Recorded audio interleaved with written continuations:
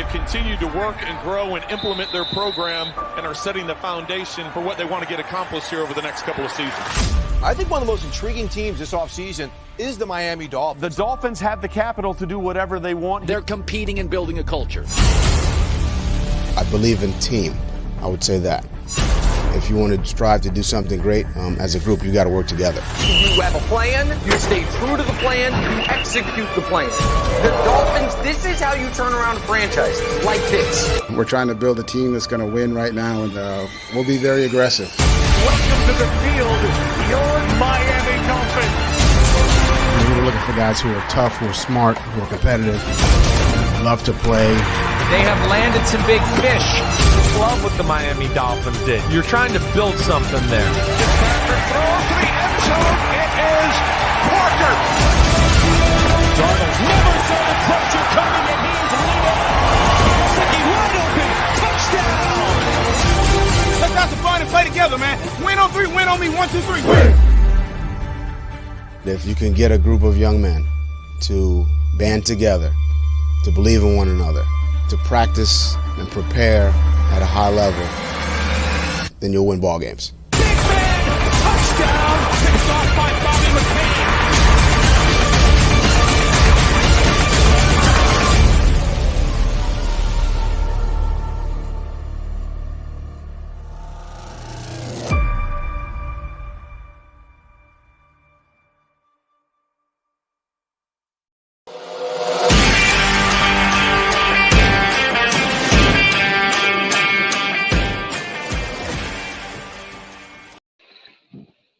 What's good, Fin Nation? What's good? Homie Reason. We're back one. And as always, I'm joined by the Jason Taylor to my Zach Thomas, EMdolphinfan. And before we get started, all I gotta say is Oh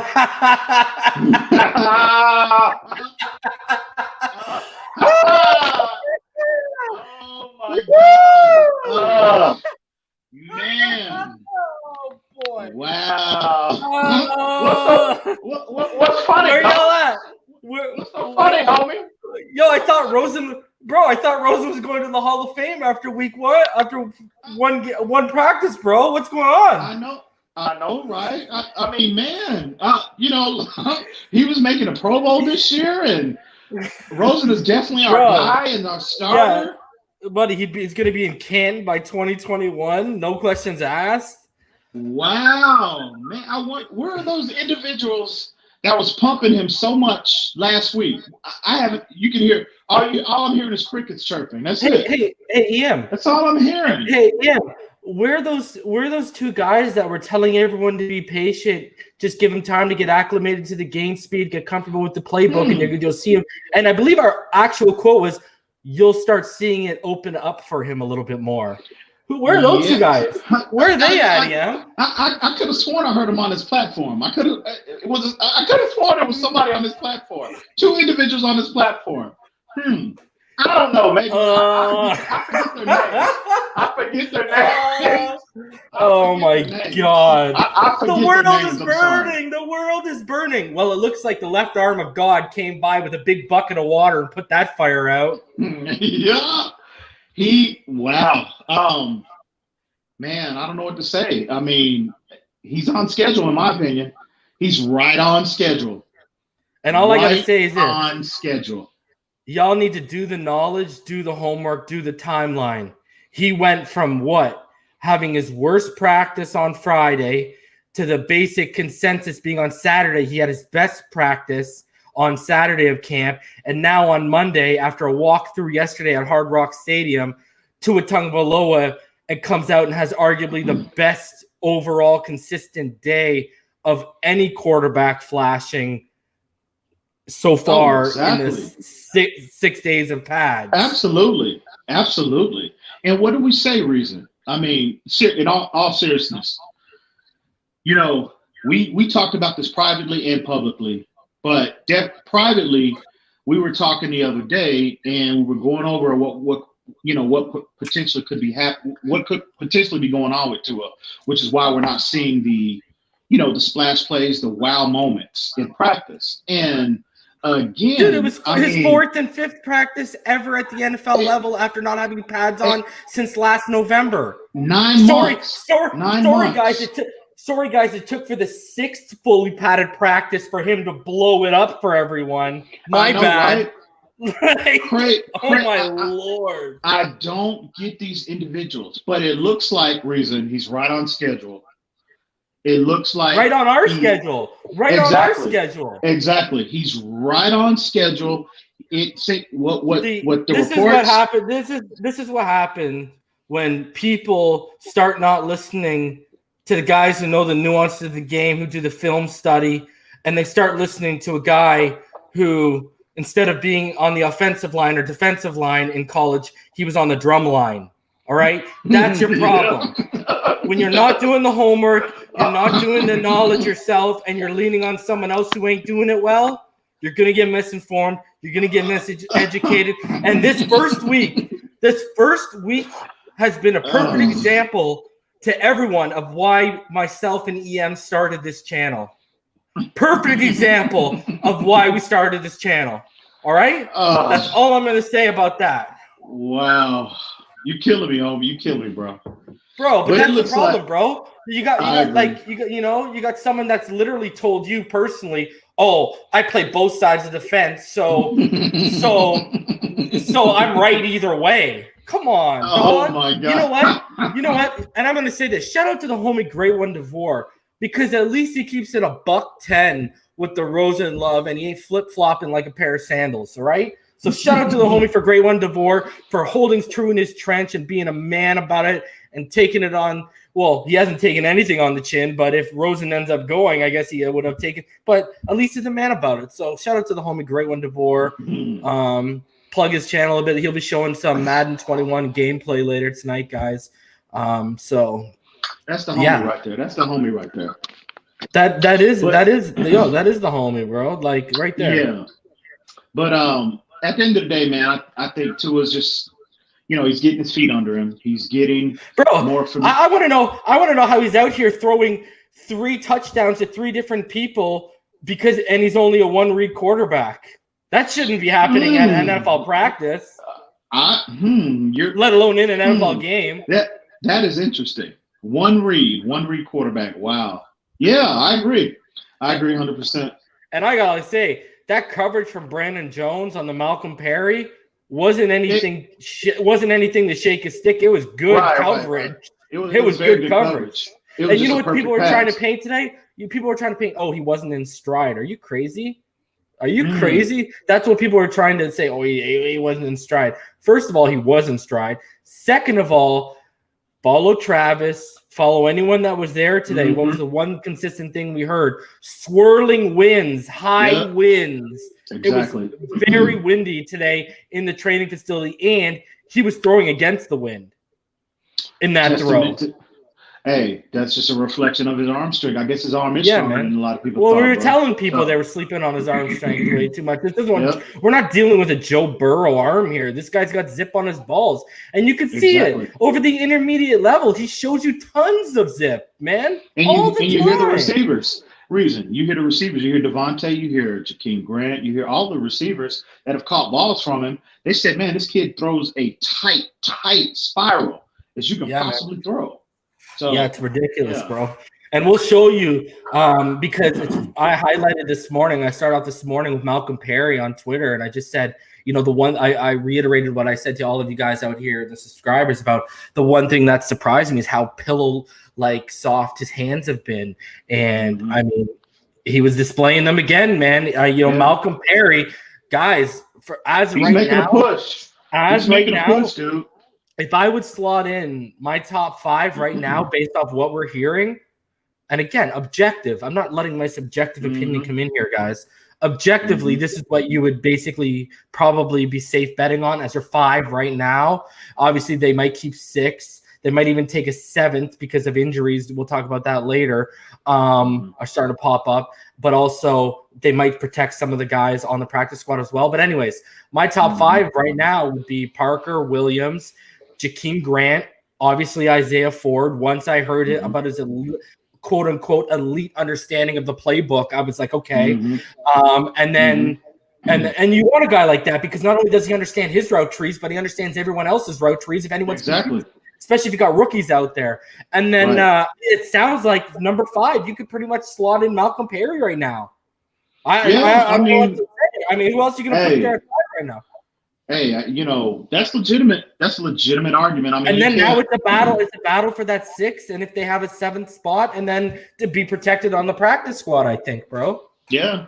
He's been making plays. He's been consistent. I would say at that 6th spot, it's got to be the homie Mac Hollins at this point because people are overlooking.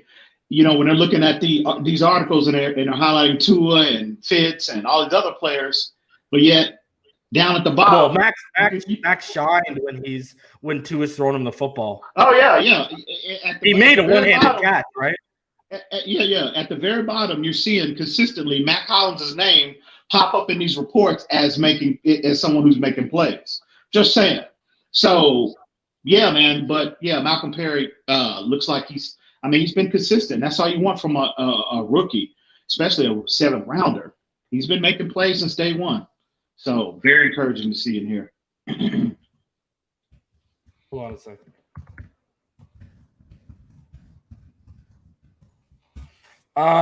Mac Hollins. Also, Gary Jennings has made most of the throws his way too. Kurt Merritt's only popped up twice, but they have been big plays when he popped up, right? But I would say, the more consistent ones for that 6th spot would probably be Mac Hollins and Gary Jennings. It would be who I think the battle is between who I see that are constantly flashing or whatever. I agree. I would agree. But yeah, man. Let's bring up some stuff before we get into the reviews. Let's just show some people some stuff. So, guys, shout out to the homies over at 3 yards per carry. We love what they've been doing. We've been following them for. So here's Tua's updated numbers as of today's 11-11, guys. He's 30 for 48, 7 touchdowns, 2 interceptions, and he's been sacked 5 times. And we've highlighted before that a couple of those sacks were on broken coverage. One was on he took a knee when he's trying to get to the sideline, et cetera, et cetera. So I'd put about 2 or 3 of those 5 have actually been on Tua. These are very rough numbers, but pretty damn close to accurate. So, bro, when you look at 30 for 48, 7 touchdowns and 2 interceptions, I mean, for a rookie, 6 days deep into 11-11s. I agree. Brand new playbook, brand new personnel around him, and he's going with he had to our knowledge, he hasn't had consistent reps with the first team yet. So for this kid to rookie, brand new situation, brand new playbook, throw into 2nd and 3rd stringers. I mean, those numbers are that's an indication of to me, he's doing everything that the staff is asking of him. I mean, keep going, and I'm going to add some more add some more context on it. You keep going. Yeah, I think he's doing, according to these, if these numbers are accurate, he's doing to this point, he's doing everything, in my opinion, that the coaching staff is asking of him. Now, could he clean up some things? Does he need refinement? Does he need some refinement in some parts of the game? Absolutely, just like any rookie. But for people out there to sell this narrative that this kid has looked terrible is ridiculous. I mean, it's ridiculous. That's just personal Tua hate that people have for him. They didn't want us taking him at number 5. They didn't want us drafting him, period. So, but again, like I said, bro, this looks like, he's doing exactly what the staff wants him to do. And I think if you listen to Fitzpatrick, his press conference today, he alluded to some of that, like some plays, like they asked him about Tua's development, and I'm paraphrasing, but he was saying about how the fan base and the media are so quick and they get harped up on numbers. But he said a lot of times numbers are not a reflection of, and he's breaking down. He's going play from a play-by-play perspective. He said, if you look at the analytics, and again, I'm paraphrasing here. If you look at the analytics, hold this thought, because you're about to go on a tangent. I want to show people this stuff. Go ahead. So I want to add more context to because people have now been trying to say, oh, well, it's against second, third, fourth stringers. Shout out to the homie David Craig from Dolphins Brawl. We did our podcast last week, but he asked a good question. He said, I thought Tua and Perry had been with the third team. Well, what do I know? I wasn't there. And 3 yards per carry responded to the homie David Craig, and they said, I can't tell you whether they were on first team, second team, or third team, but the characterization that Tua has had these moments versus bums is widely inaccurate. And Alf Artiga is there live on. So there you go, guys. Anyone who's trying to say, oh, they're only doing this against third, fourth strings, guys that won't make the team, someone who's there is telling you that is very inaccurate. So all of you guys know he's not out here either doing it against jabronis. So and again, Fitzpatrick alluded to a lot of that, bro. He was talking about his decision making. It's been really impressive. And again, we'll get into that. That's in an article. We'll get into that in a bit. Man. Okay. Yeah. We'll get into that. We got highlights of all that kind of jazz. So we'll just go over. So we'll go over just a few tweets, guys. These were initial reactions that basically came out as soon as practice ended. And as you guys saw here, it said Travis Wingfield said, big play of the day was a 70-yard touchdown from Tua Tagovailoa to Malcolm Perry. Ball traveled 50 or so in the air with a strong wind swirling. The day then ends how it started, I guess he meant to say a pass, a seed right on the numbers. I'll say what he meant. Of Ricardo Lewis for a 30-plus yard touchdown from the rookie. Ball traveled 20 yards or so. And then obviously you guys know Safid Dean's been pretty big on the Tua train as well. And he was all giddy too. And he sat here and he said, hey guys, so today was Dolphin QB Tua Tagovailoa's best day in practice. Tua threw 3 TDs, including a 70-yard bomb down the sideline to Malcolm Perry. He wasn't afraid to take chances today and threw the ball away equally when necessary too. Mm-hmm. So obviously we're starting to see seeds of he's not overextending plays. He's knowing when to he's realizing get the ball out. He did that he took a knee a couple days ago instead of taking the sack because he wasn't going to make the sideline. And then a little bit more specific here, Cameron Wolf of ESPN said, great day of practice for Tua Tagovailoa, his best yet. He opened it up a bit and threw 3 pretty touchdowns, a 69-yard bomb to Malcolm Perry on a go route, best throw of the day, a 25-yard in traffic over the middle of the field to Ricardo Lewis for a touchdown, and then a short corner to Gary Jennings for the third touchdown. So those are, now you guys know who we're on the receiving ends. So, and guys, even if people want to say, oh, he's against your bronies, have you guys seen him? How many highlights or chances have you guys heard of him getting with Devontae Parker and Preston Williams? Because I haven't. So, I mean, that's all I got to say about that. But again, even if I just want to keep going 1 second. And to put everything into comparison, people, here are the stats through 7 days of the Patriots quarterbacks. Cam Newton is 74 of 114 for 65% and 3 interceptions. Hoyer's 58 of 91 for 64% for 2 interceptions, and Stidham's 31 of 47 for 66% and 7 interceptions. So Tua is doing better than every quarterback in New England Patriots camp, and it's not even close.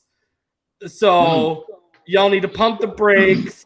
Y'all need to calm down. The world is not falling. And me and EM even talked privately before practice today, and I actually said to EM, watch Tua absolutely come out and shred it today. And Tua went out and shredded it today. And that's why I hit him up as soon as it happened. And I was laughing just like this show started.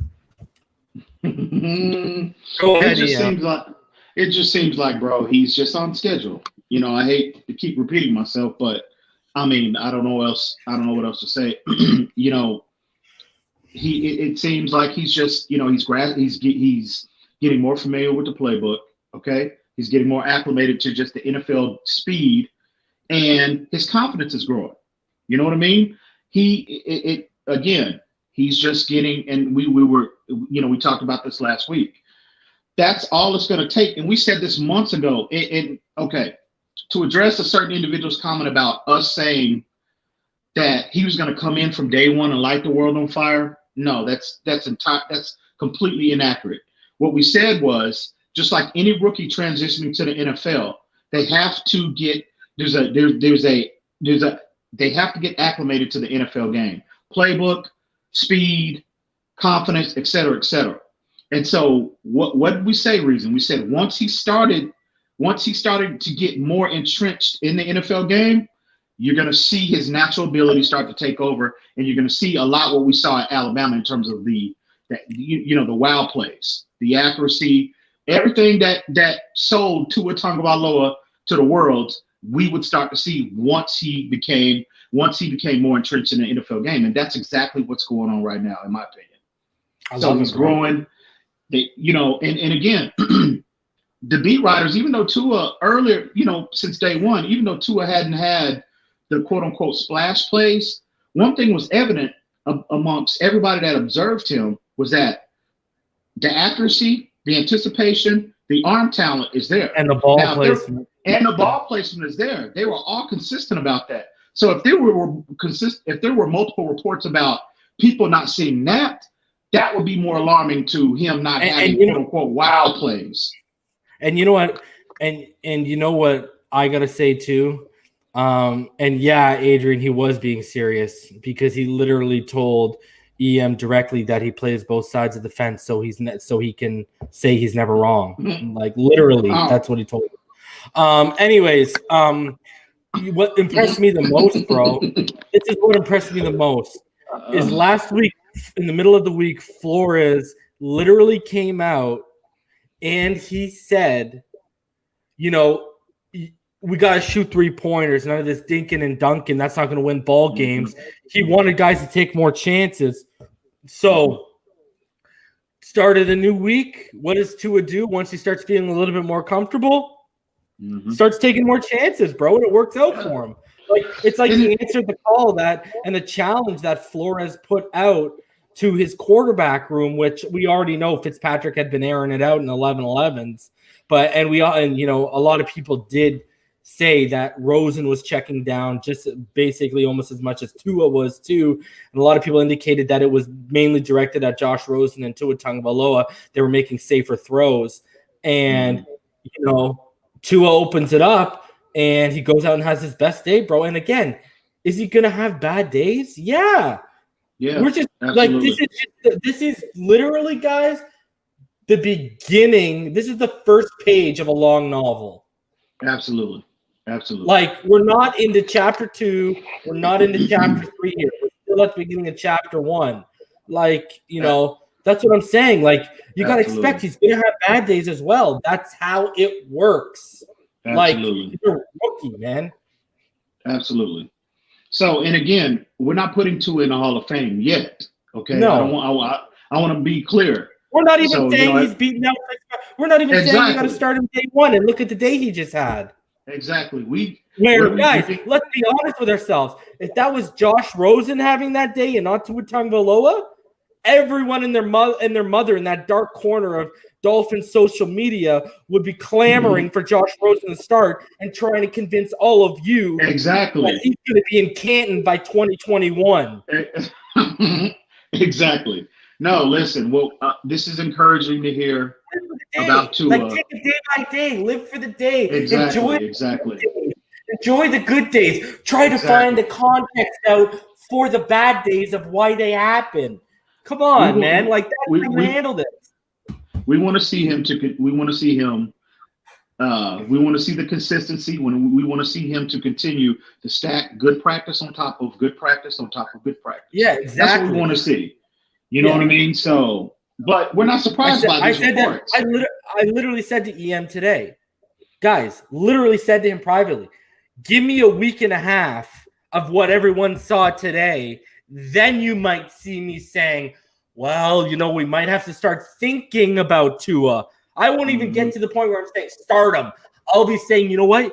You could make the legitimate argument that you might have to start him, but I want to see what I saw today for a week and a half. I'm not trying to see for one day. I agree. That's where I'm at. I agree 100%. And even after a week and a half, guys, I'm not going to be saying Fitzpatrick's lost his job. I'm going to be saying you got to start having the conversation. Mm-hmm. So I agree, homie. I agree 100%. And we never, guys, don't believe these falsities out here about anyone implying we said from day one he was going to come in there and blow everyone away. If anyone does the knowledge and has the receipts and knows the receipts, we said he's going to have to come in there. He's going to have to beat Fitz out. We listed multiple things. One being he's going to have to be as good or if not better than Fitz in the chalk room on the board. He's going to have to show he's the most athletic guy in that room. He's going to have to show that he's comfortable with the game speed, the terminology, and the playbook. I mean, right there, how many things have we already listed out? He hasn't done any of those yet. Yeah. So, but he's on his way. He's on his way. Progress. He's making progress. That's where we'll be at. And that's what you want to see at the end of the day from any rookie. You want to see him get better every single day. That's all you want to see. And then at the end of the camp, we'll stack up all the chips and see who outperformed whom, and we'll make our decision on who starts from that point. But this is very encouraging. Is it surprising? Absolutely not. Not to me, and definitely not the reason. We're not surprised to see reports like this, but we want to see more. Yeah. I mean, I'm not ready to crown anyone anything yet off one good practice. I'm not like these other people out here, bro. I know the game. I understand the process as to you, bro. This is just like I want him to win that job organically, and we've listed out what it's going to take for him to organically win that job, bro. I'm not going to sit here and force feed it down people's throats when he hasn't proven anything except having one really flashy practice. Exactly. And and guys, we drive the bandwagon in the YouTube Dolphins community. Let's be honest for Tua Tagovailoa. So, and we're out here telling all y'all to be sensible, keep your heads level, and enjoy the moment, enjoy the day, because as good as the day was, it still came with some a couple negatives, right? So, like in terms of bodies and stuff. Unfortunately. Let's get into it. Before we do break into the recaps of the day, let's go over one of the big news stories here, bro. Curtis Weaver has been waived and basically, guys, he's been waived. Once he clears waivers, if he clears waivers, he can then be put onto the IR. And the reason why this is done is until the first cutdown day, injured non-vested players must be placed on waivers through the waivered injured designation before going on IR. This prevents teams from stashing young players. Once the player clears waivers, he reverts to the team's IR. So it's not exactly the best rule in the world, but that's what we got to deal with. And a little more context for the injury guys. From what we understand, it's a serious foot injury that's going to require surgery, and he will miss the whole season, guys. He will not be playing. Even if he gets claimed by another team, he will be on IR, and he will be out the whole year, just like Vince Beagle. All we know is it is a serious foot injury that does require surgery. So bad break, terrible news, because he's starting to show up a little bit on the recap reports. Towards the end of the last week. So that's a tough break for a guy you guys all know that I've been loving since last October. I've been loving on this kid. It sucks, man, especially when we lose a guy like Vince Beagle. And, we really want to, kind of establish that, a little bit more of a dominant pass rush, just like we want to set the edge this year better. And we want to be more dominant in the run game. That's an area where this kid could have added a lot of value. Your thoughts? Yeah, man. It's a tough loss. I feel for the kid, man. First year, any rookie that's in a situation like this, man, the first year, and they suffer a season-ending injury like that. It's a foot injury, which is serious enough, but I'm just glad it's not like an ACL or an Achilles or anything of that nature. It could be an Achilles injury. I don't know, but hopefully it's not. But yeah, I was looking forward to seeing him on the field this year, just like everyone else, and to see him go down like that, it's it's disappointing to see. But hopefully he clears waivers and he goes on IR and he will be maintained on our roster, on our team.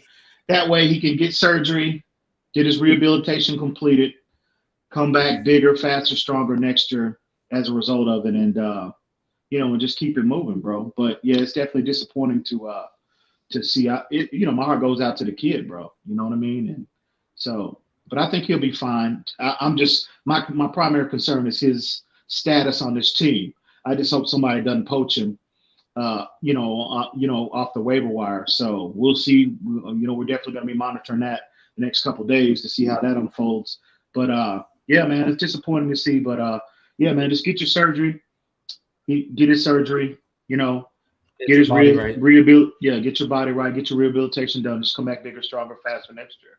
I know you're not a Cameron fan, but no, I'm a huge Cameron fan, and I don't know if you remember his beef with 50 Cent, but you know how excited I was for this year, because so you know how 50 Cent's first name is Curtis. You know how 50 Cent's first name is Curtis? Yeah. Well, the song Cam put out was called Curtis because he never went by that, and then 50 Cent after the fact put out the album Curtis as kind of like a response. Anyways, he would get people on the street yelling Curtis, and he even had a cop. They got an NYPD officer. So all this year, I was really excited whenever that man got a sack or whenever he had a big play in the game to highlight it in our post-game show, just to yell Curtis. And I'm really sad that this year I won't be able to give that man his props. I'm really, really hoping he clears waivers, man. I'm really hoping he clears waivers. And I'm also hoping that he gets his health and his body back in order and he gets his mind right. We're praying for you over here, Curtis, because, I'm literally probably one of your top fans in Dolphin Nation out here, homie. And I'm just hoping you get better because the sky is the limit for you with your ability, man. So get better, and hopefully we see you back in aqua and orange next year. It would crush me. Absolutely. Because you know what sucks about this, guys? That's basically taking away a 5th round pick from us. That's literally just saying, okay, here you go. You wasted a 5th round pick because the player himself got injured. How fair is that to us? That's all I got to say. So I'll give you the floor for a sec here while I queue up. I got a couple clips I want to show people. I think this was the quote you wanted to talk about, and this is where Fitz on Tua said, he's doing a great job. For QBs, I like to see progress. Sometimes it's not necessarily a completion, but the thought process and making sure the ball is going to the right spot at the right time. Sometimes things won't look pretty, but it was the right decision. And he continues on to say that confidence is obvious and loves the way Tua is able to pick up his head after a bad play, move on, and come back and get the next one. Yeah, exactly. That's what, again, a lot of us, and I'm guilty of it as well, we get caught up in statistics and analytics so much. And, we're not privy to situationally what the play call is a lot of times. And again, just like Fitzpatrick said, about his decision, he was referencing his decision making. And again, that's one of the most impressive aspects of Tua Tagovailoa's game, and his vision and his decision making. You know what I mean? How protective he is over the football, and especially you generally don't see quarterbacks that are, that protective of the football. Generally, when you see quarterbacks that are that protective of the football, they have generally a more conservative approach to the game. Tua is like one of the most aggressive quarterbacks that you can find in terms of pushing the ball consistently down the field. And to hear, again, this is a 16-year veteran talking about Tua, that's rare for rookies to have when you're coming into, especially considering the aggressive nature of Tua's game. So to hear him say that, and see, these are all, when you hear quotes like that, those are all the hidden, the hidden production that you hear people talk about when they're referencing players a lot that you necessarily don't see in the box score or the stat sheet. So to hear him, that's a level of maturity that's rare for rookies to have, bro. So to hear Fitzpatrick heaping that kind of praise on Tua Tagovailoa, that I can't stress it enough. It's so encouraging to hear that.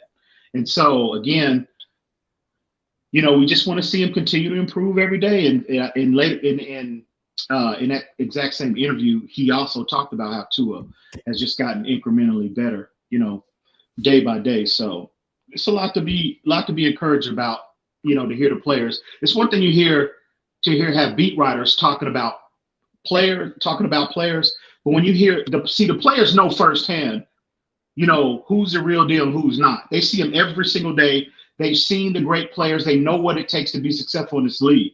So when you hear players referencing and talking about other players, heaping praise on other players like that, because the players don't have to do that. They don't get paid to heap praise on other players. So to hear him go out of his way, not only him but other players on the team, to go out of their way to talk about Tua in such a glowing manner, again, it's just indicative of this kid.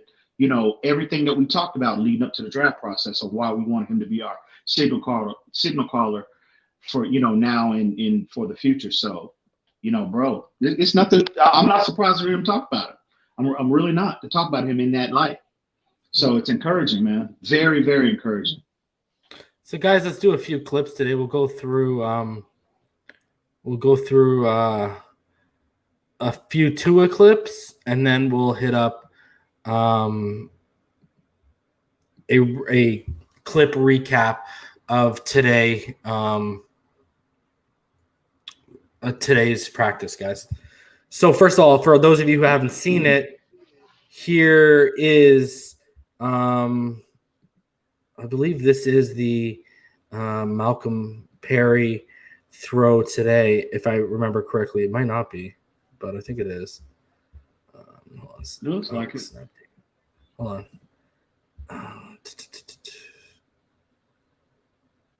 Oh no. Oh, there you go. Yeah, it is. It was just at the end of it. All right. So let's show the people the throw that everyone was talking about today. And guys, the player that's in coverage is Byron Jones, who we took with the 70th overall pick, guys, just for context of the situation. And the coverage is quite tight.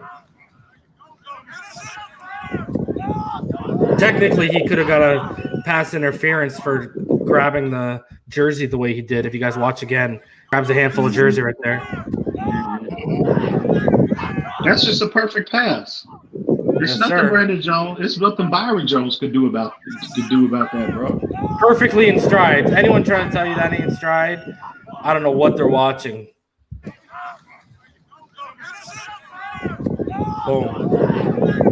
Shout out to those pillow-like soft hands from the homie, Malcolm Perry, making me look real good today. That's all I gotta say to that, boy.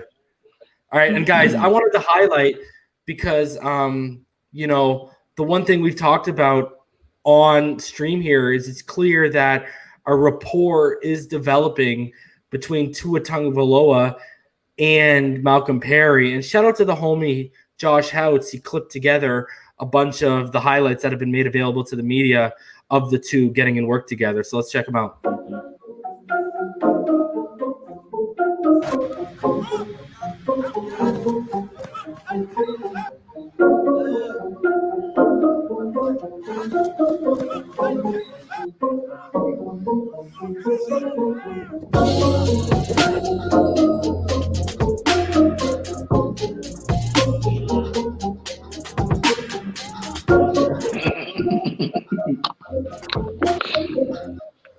Let's get it.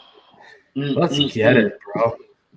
Let's go, baby. Let's go. God damn it. Let's start the season. Let's start the season tonight. God damn it. Let's get it. So, guys, our final little minute and a half clip here is just going to highlight the full day. We've been doing this every day on our streams, and so let's keep tradition alive. This is just going to highlight basically clips from today's practice, guys. Beautiful beard. He looks like such an old school quarterback. In a way, it's hilarious. Fitzy, that's my guy right there, man. It's my dude. Devontae.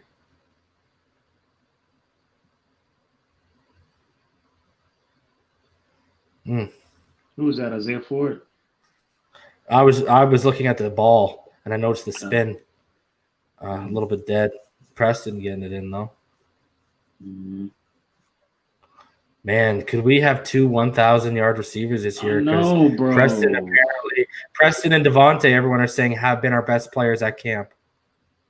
I saw Omar Kelly's tweet when he was comparing Preston Williams to Brandon Marshall. I see a lot of similarities in their game, though, to be honest with you.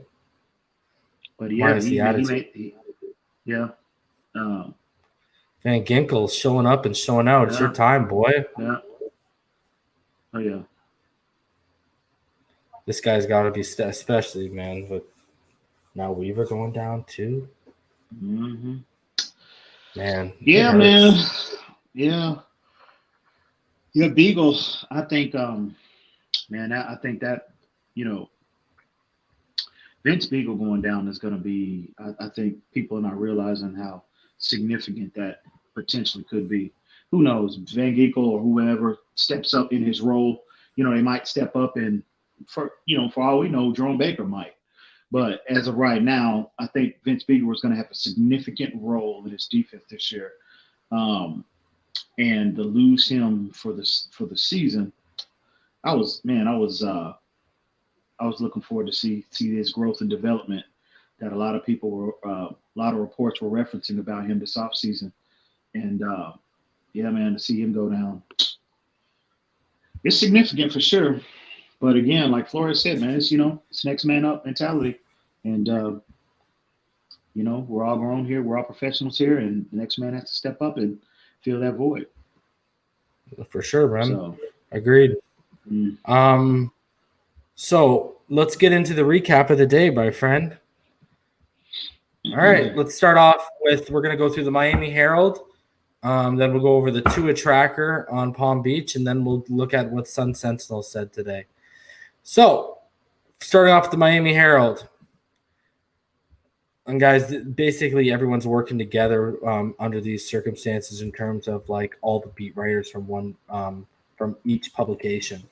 So basically, some disconcerting developments. Linebacker Calvin Noy, obviously a key piece of this revamped defense, left the field with an injury. It appears to involve his hand, but there were no additional details at this point. Everyone is declining comment on the severity. Also, running back Patrick Laird left the field and appeared in discomfort with a right shoulder injury sustained when he lunged to try and catch an errant pass from Tua Tagovailoa, and he's only day-to-day, so he'll be back. Corner Igbinoghene did not finish the practice after warming up with the team, but he's okay. There's nothing serious there. And receiver Jakeem Grant also left practice with an undisclosed injury. His status is to be determined. And here we go, baby. We saw flashes of brilliance from Tua Tagovailoa in his best day since joining the Dolphins. He threw 3 touchdowns during 11-11 drills, showing the dynamic skills he flashed at Alabama. The rookie has not done enough to inject himself in the starting battle, but he has made a handful of throws in the past week that confirm why he's an elite NFL prospect. Monday's highlight was a 69-yard bomb to Malcolm Perry for a touchdown, beating rookie safety Byron Jones. On Tagovailoa's other passes, the first set of 11-11 drills, he delivered a slant pass to Mac Hollins for a completion. The homie.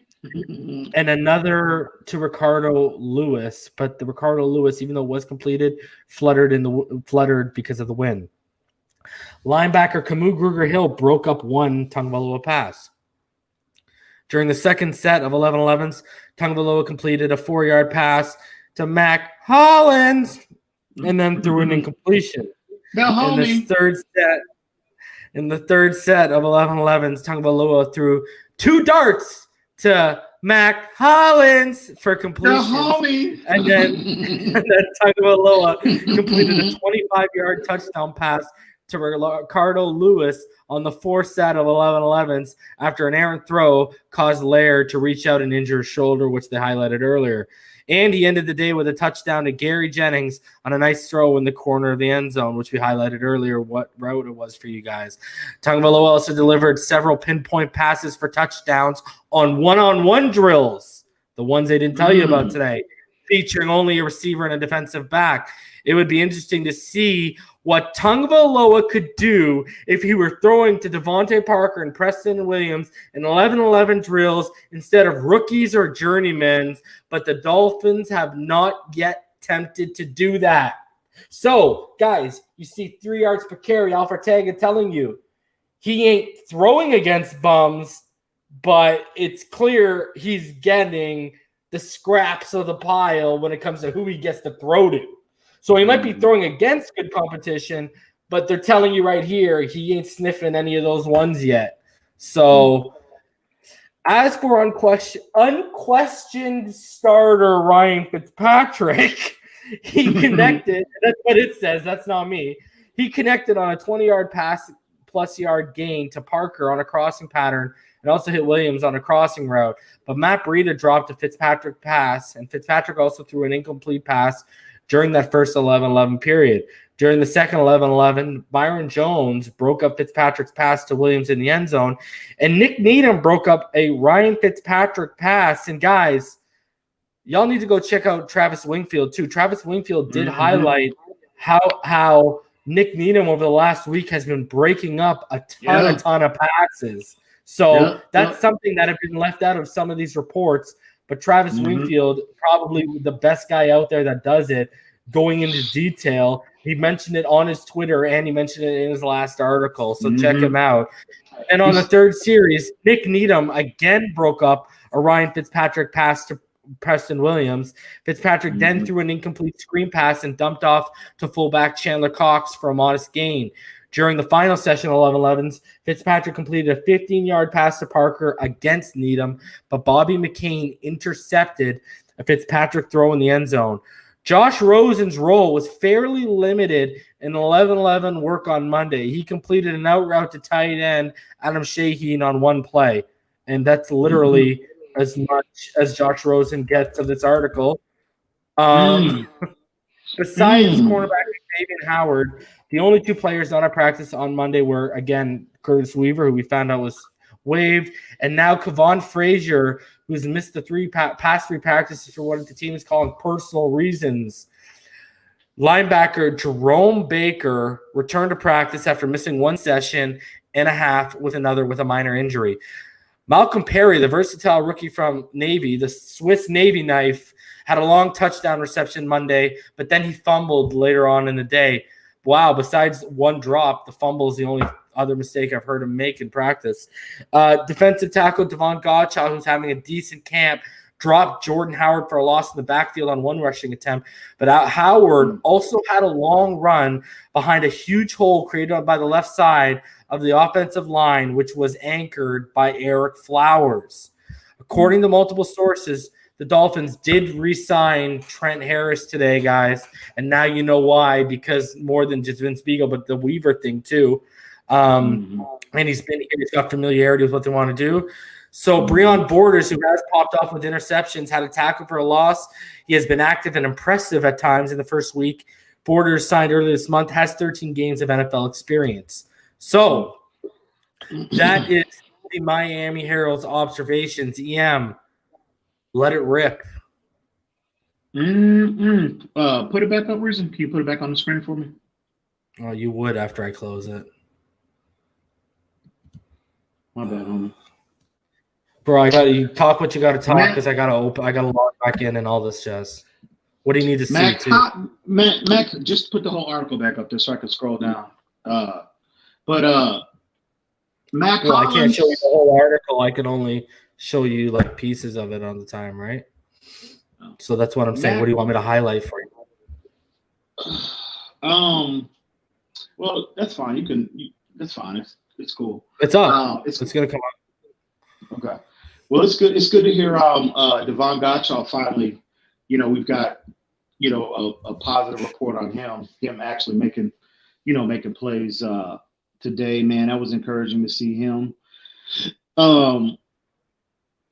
Yeah, but again, Tua, man, I mean, what else can you say about this kid?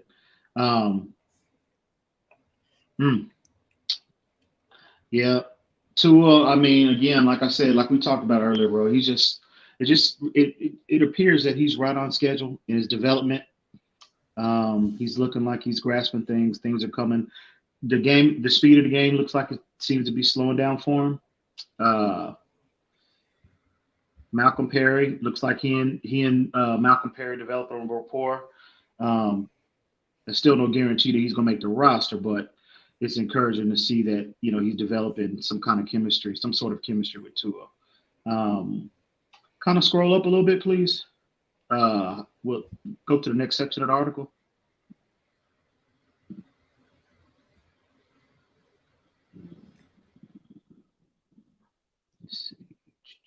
Bro, you gotta work on your memory, bro. We ain't trying to scroll through this article when I already went through it all for everyone. I got stuff going on right now, but just give me general thoughts because we got our articles to go through, bro.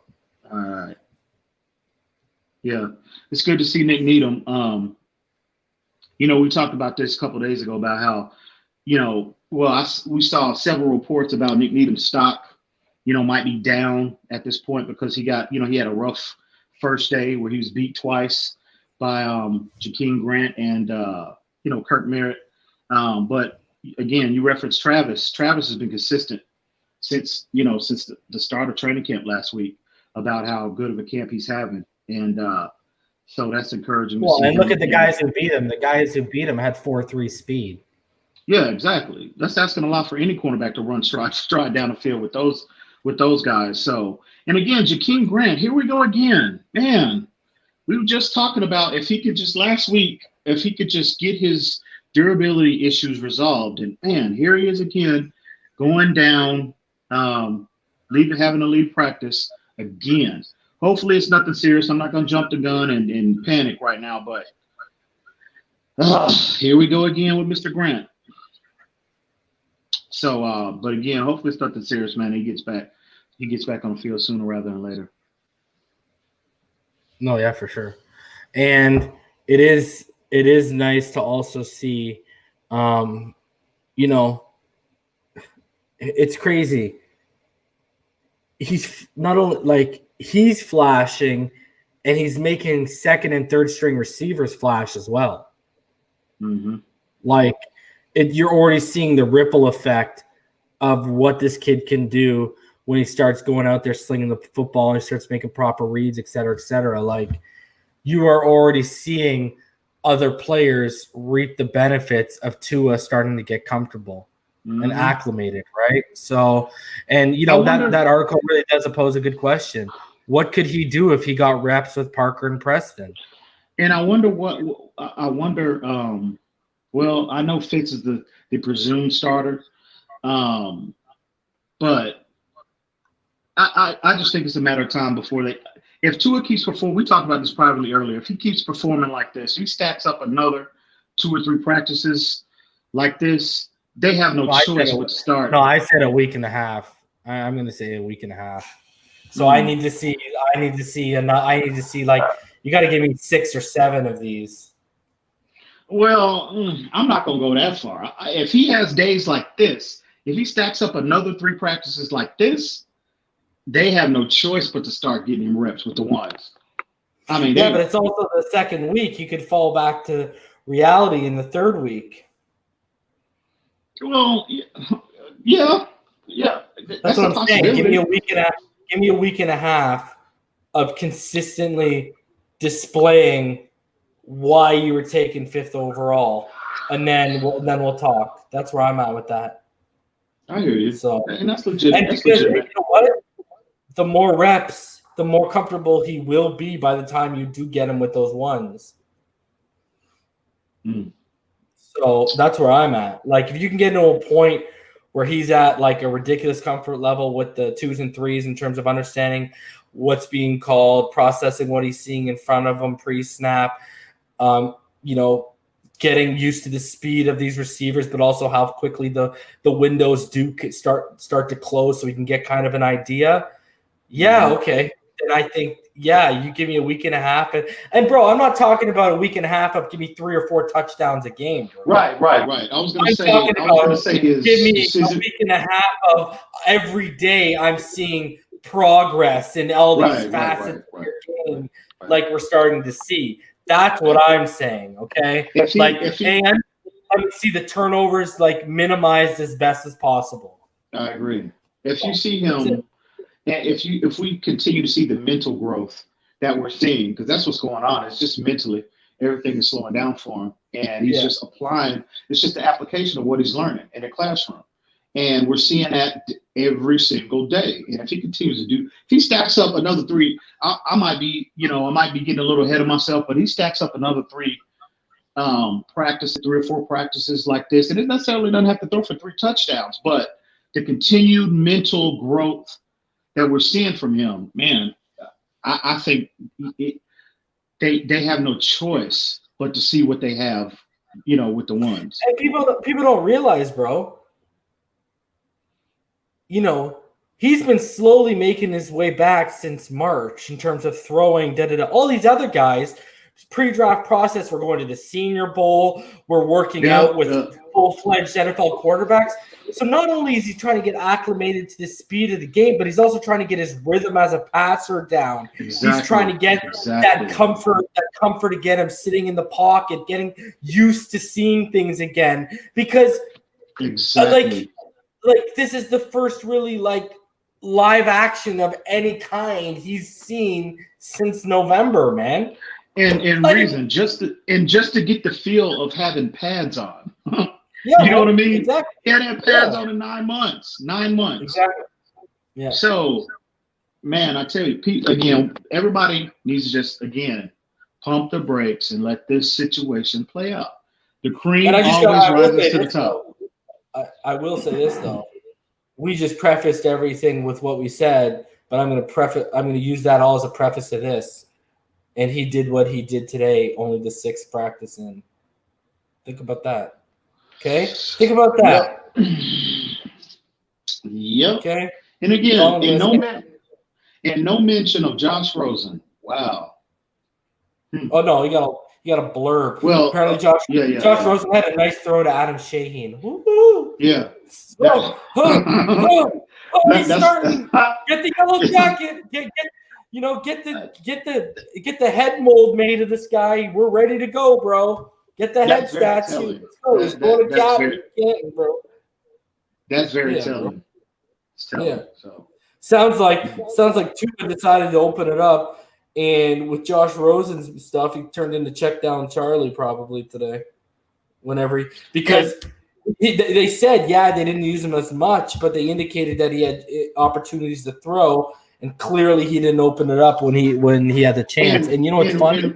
For him to have any chance, for him to have any remote, minuscule chance of unseating Fitzpatrick, buddy, you better be taking chances when you have the opportunity, bro. Because you're the one that has to flash out of all these guys. And you have 175-yard touchdown on a go route to Jakeem Grant on day one, that everyone's still hitching their wagon to, bro. Reason, and check this out. All these people last week, their concern level for Tua, his bust potential was like through the roof after the first 3 days, right? Josh Rosen, for their concern level for a rookie quarterback. Josh Rosen, this is his 3rd year now. 3rd year. And where is the concern? And you see the reports are consistent as last year in the same organization, and they are consistent with the reports that was coming out in training camp in Arizona. That should be the main and these people are not concerned about that? I don't get it. That is what the concern should be. that this kid is 3 years into the league and it's the same old about him. I don't understand it. I just don't get it. Just blows me away, bro. Blows me away. To be honest, it's taken 6 days, 6 practices for Tua to have a practice, probably the best practice out of anyone not named Ryan Fitzpatrick. So against a guy into his third training camp, put that in perspective too. I don't get it. So Sun Sentinel basically they went over it today. They talked about how it was Tagovailoa's best practice again. He said that they said he wasn't flawless by any stretch of the imagination, but here's why Tagovailoa's outing was superior. He showed a willingness to take chances and allow his teammates to make plays while also having the ability to throw the ball away when none of his targets were open downfield. Oh, Tagovailoa threw 3 touchdown passes on the day too. The first was obviously the 70-yard touchdown pass right to Malcolm Perry. And it goes into a little bit of detail here. It was down the right sideline, and he had some extra time in the pocket that he may not have to afford during an actual game. And the reason they're saying that, guys, is Robert Hunt blew his assignment at right tackle. And I found out who the right guard was that pulled and saved his ass. Guess who it was? Solomon Kinley? Shaq Calhoun. Oh, really? Shaq Calhoun. Yeah, Shaq Calhoun. He's still on the team? He's still on the team. Shaq, wow, okay. Shaq pulled over and made up for Robert Hunt's miscue and gave him the opportunity to make the throw. It also talks here about Tagovailoa also stepped up into the pocket and threw a red zone touchdown to receiver Ricardo Lewis, while receiver Gary Jennings caught a touchdown in the corner of the end zone to finish practice. Tagovailoa's stock is surely going up, but there is another player whose stock is also worth noticing early. Not only does Perry have a chance to make the 53-man regular season roster, he has a strong opportunity to play a vital role on the team's offense during the 2020 season. As we mentioned before, Perry had the early highlight play of Tagovailoa's practice, catching that 70-yard touchdown. Although Perry, a college quarterback who often ran the option at Navy, later had a fumble during practice, he is quickly acclimating into his role on offense. On a team that lacked serious playmaking ability a season ago and could lack considerable depth on offense, Perry's skill set is a welcome sight. Perry is the kind of player the Dolphins offensive coordinator Shane Gailey will have fun drawing up plays for this season. It will only be a matter of time before Perry completely grasps the offense and the Dolphins unleash him. Stock down. Josh Rosen threw the football only 3 times Monday during 11-11 drills. While they were all complete passes, including a short touchdown throw to Mac Hollins, that alone should let you know where Rosen stands in the Dolphins quarterback room. Byron Jones, the highest paid Dolphin player at $82.5 million over 5 years, had his first pass breakup of camp during Monday's practice, but Jones quickly gave up a touchdown pass 2 plays later to Devontae Parker. And they say Jones continues to be disappointing early in camp. So they're top performers. Bobby McCain intercepted veteran quarterback Ryan Fitzpatrick for the second time, like we highlighted earlier. And it was basically in goal line work. It was in the end zone. Seeing McCain making plays at the safety position is encouraging for the Dolphins fan base and their defense. Cornerback Nick Needham stepped up with 2 pass breakups, seizing an opportunity after rookie Noah Igbinoghene left practice early. Dolphins need to establish their depth at cornerback early, with Xavier Howard recovering from his knee surgery and Jones struggling to start camp. Tight end Durham Smythe flashed for the first time in the passing game this camp with a 30-yard pass from Ryan Fitzpatrick that got the Dolphins into the red zone. Smith also earned 2 more throws from Fitzpatrick, all consecutively catching 2 of the 3 passes in all. If Smith can block well and make the most of his opportunities as a pass catcher, he could be valuable for the Miami Dolphins. Man, Byron Jones, bro. These reports have been consistent about him.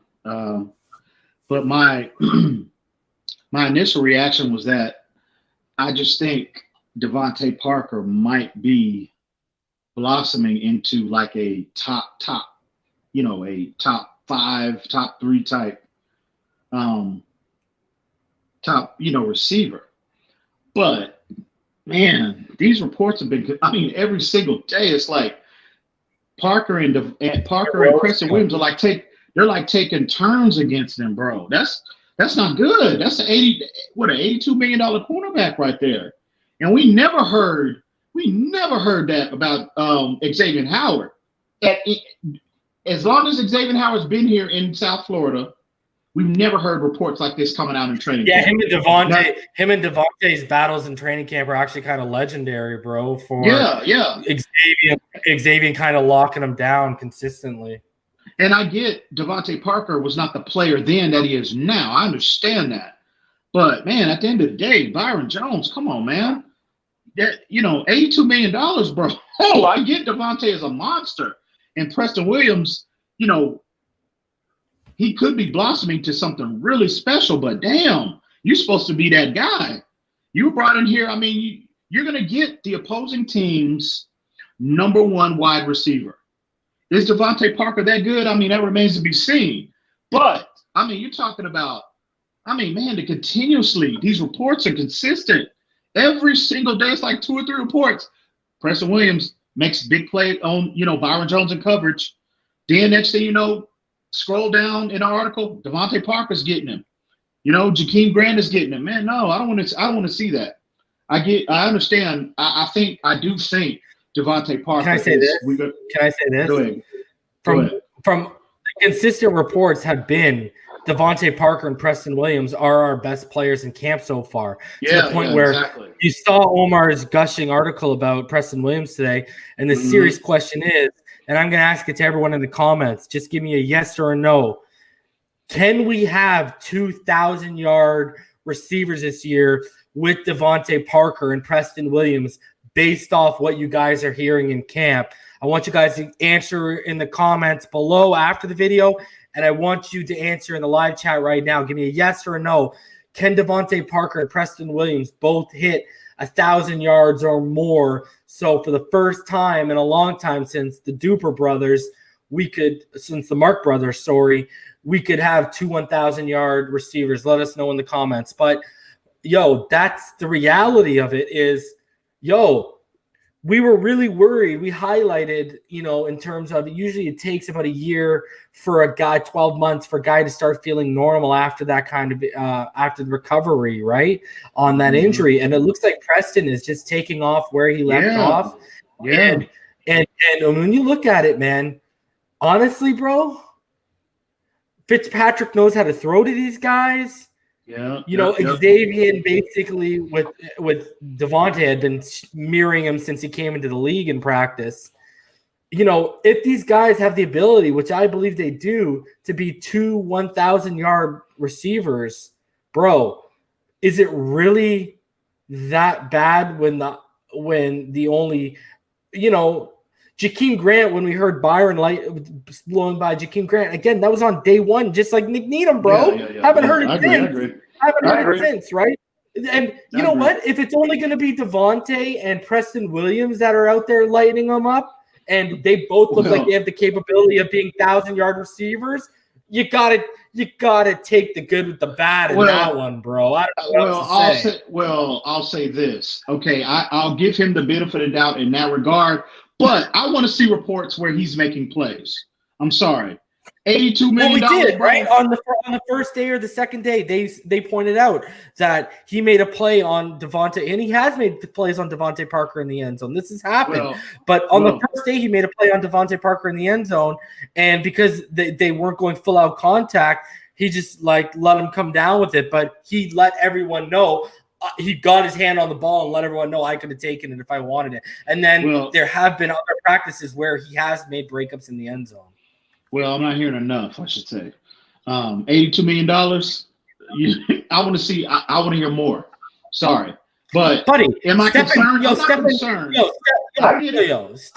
Stephen Gilmore got eaten for lunch by Devontae. I understand. And I think we can both agree. I think we can both agree Stephon Gilmore's better than Byron Jones, bro. And I would agree with that at this stage. I would at this point, but again, bro, you said to me, and I quote, Stephon Gilmore is arguably the best corner in the league since Darrelle Revis. Oh yeah, I'm not disputing that. No, but and he couldn't handle Devontae. I understand. Now again, has Devontae turned that corner and he's really that guy now? He might be. We're not going to know that till September 13th. And but in fairness, just like with Needham, another guy who Travis has highlighted in his articles is Byron Jones, bro, with breakups. Oh, yeah. I'm just saying, listen, I'm not ready to cut Byron Jones, and I'm not worried about Byron Jones. I'm just saying I want to see more. That's it. I don't want to see, the win total so lopsided with Preston Williams and Devontae up against him, bro. Bro, come on, EM. At that kind of money, these reporters, we've already started to see how they operate even more than years before because of what we do now. Bro, they are going to scream your failures and whisper your successes at training camp at that kind of money. Like, bro, he would literally have to not allow a single touchdown all camp for these guys to say, yeah, he's worth $82 million based off camp. Again, but Byron has earned from me, just like we were saying to Nick Needham when people were ready to jump off he's proven he's a gamer when the lights are on and the whistles blow. So, that's a player. Context with Devontae Parker and Preston, I'm not chewing my fingernails and I'm not even looking at the panic button, let alone ready to press it. That's right. I would just rather. I don't want. That's an $82 million corner. If I'm Byron Jones, there's no way in the world I'm going to allow a rookie first-year player to come in and warrant the major headlines in terms of the plays he's making and the plays that I'm not. There's no way I'm doing that. I don't care who I'm going up against. Well, let's be honest. Again, I get that because Noah has made some of the plays on Parker too. At both of them. Listen, I've seen reports where they were saying that he has been the best corner in camp. Yeah, no, I've heard that too. So I don't want to hear that. I'm not giving up on Byron. I believe in Byron Jones. I love that kid. But again, I just want, bro, $82 million, man. Come on. You can't continue. I mean, every single day. But again, bro, what did we say last week, whether it was two or whoever? Don't start putting stock into that stuff till if you're seeing it consistently. Oh, I agree.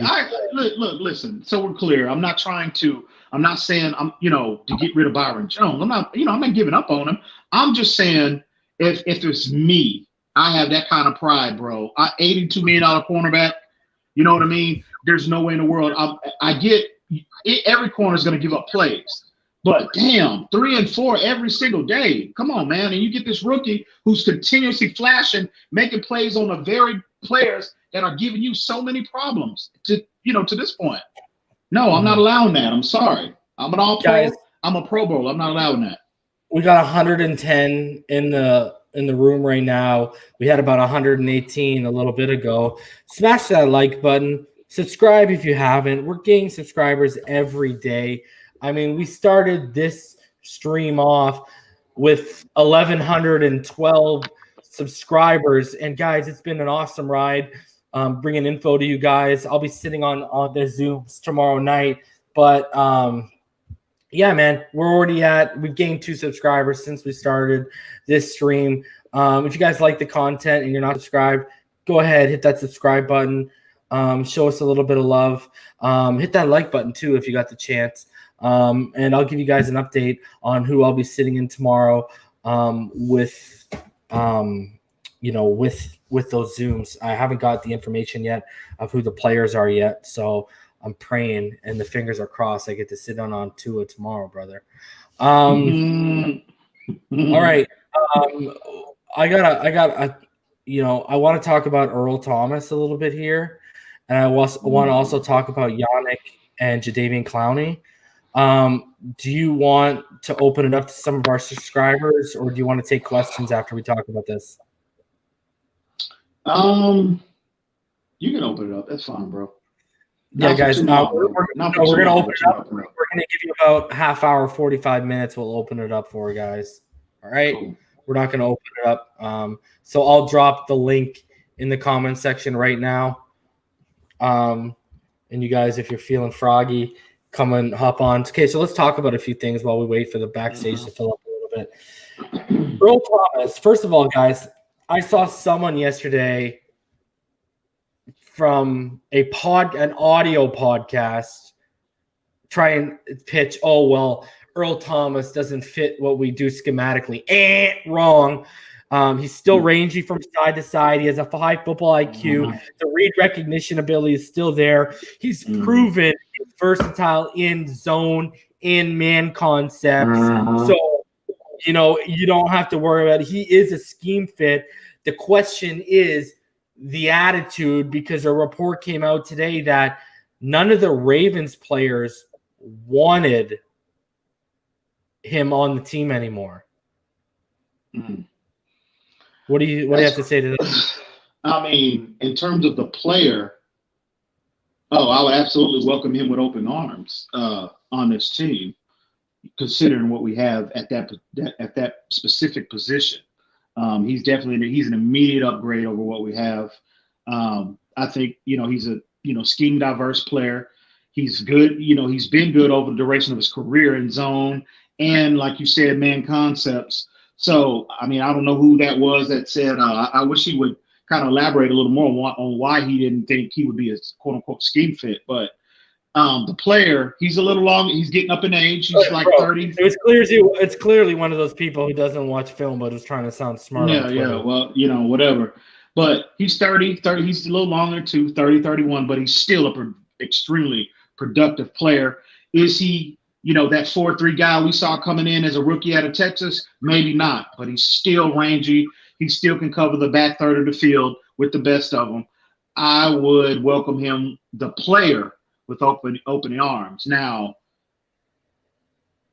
the attitude, if these reports are accurate, I think the culture that we've established, that we've built over the last year and a half, I think we can absorb a personality like that. You know what I mean? I truly believe that. I think the foundation has been established, and Brian Flores is proven he's a no-nonsense type of individual. So if we were to entertain bringing him in, and we actually, were to bring him in, he would be on, a short leash, so to speak. And I think he would get, if we were to get him, he would come into this locker room, and he would see what we've established and what we've built.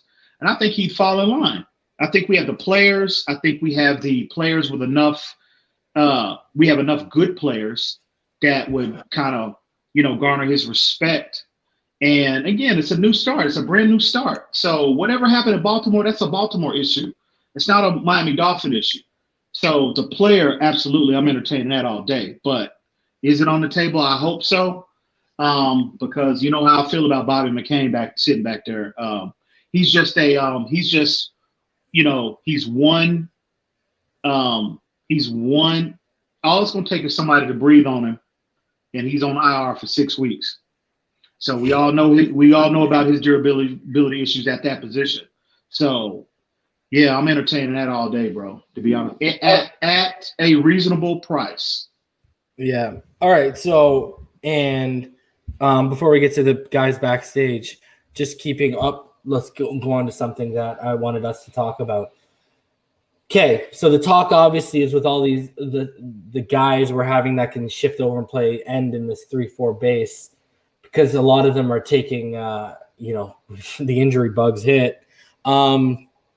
People have been circling around back to the Ngakoue thing. Now again, I've highlighted his stats for people. I'll put them up here again. Just give me a sec to pull them up.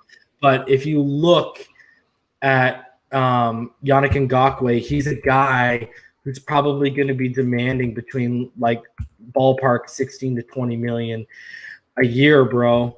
And but then there's still a name out there, bro. And I know people are feeling away about him, but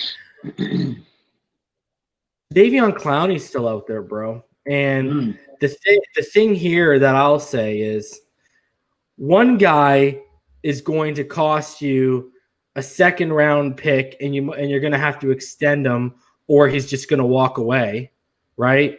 While the other guy, you could get him on a 1 year, try to get him down around 10, 12 million because obviously the offers ain't pouring in for him right now, and get him on 1 year. And therefore, if we got a rollover cap next year, because again, we've highlighted the cap is rumored they might go down to about 175, 178 million next year, in which case we'd still be about 13 to 11 million dollars over the cap. And then he's off the books and you can play around with your money. If it works out, you could try and bring him back, but it's more of a 1 year, show me what you got investment, as opposed to let's give up a second rounder. And if his financials are too much, he's just going to walk away and we're not going to get anything in return. We all know how I feel about Jadeveon Clowney, the player. Now, we're not saying go out and do it, but I'm saying if they were going to go out and make a splash move, which one of these would make more sense to you? Oh, it's definitely Jadeveon Clowney. I've been on record multiple times. I don't understand this infatuation with Ngakoue. He's a productive player. He's been a productive player since he's been in the league. But again, I think he's a scheme-specific player. Okay? He's not a fit for this defense. Again, this is not a defense that individualizes players to generate the majority of the pass rush and sacks for your defense. It's not. I've highlighted this so many times on this platform as well as previous platforms. Ngakoue, in my opinion, is not. He's his skill set. Okay, he's an undersized player. He goes about, I would say about 245-ish, maybe 250. Okay, we all know how this coaching staff prioritizes size. Just look at the profile of the players on both sides of the football that they brought in free agency and through the draft. Okay, he in my opinion, he's better suited for a 4-3. His skill set, his individual skill set, is more suited for a one gap type of application, type of format in a base 4-3. And obviously, that's not technique wise. That's not what we prioritize. So it's not. I don't understand the infatuation with Ngakoue, and then on top of what the compensation. That's what it's going to cost you. Second round pick and also anything north of $12 million a year. No, I'm sorry, I'm not doing that. Jadeveon Clowney, on the other hand, this is a scheme diverse player. He's proven since the day he walked into the NFL, you can put him in any scheme, he's going to flourish in it. And it just so happens the same scheme that he spent the majority of his career in is exactly the same scheme that we have here in Miami.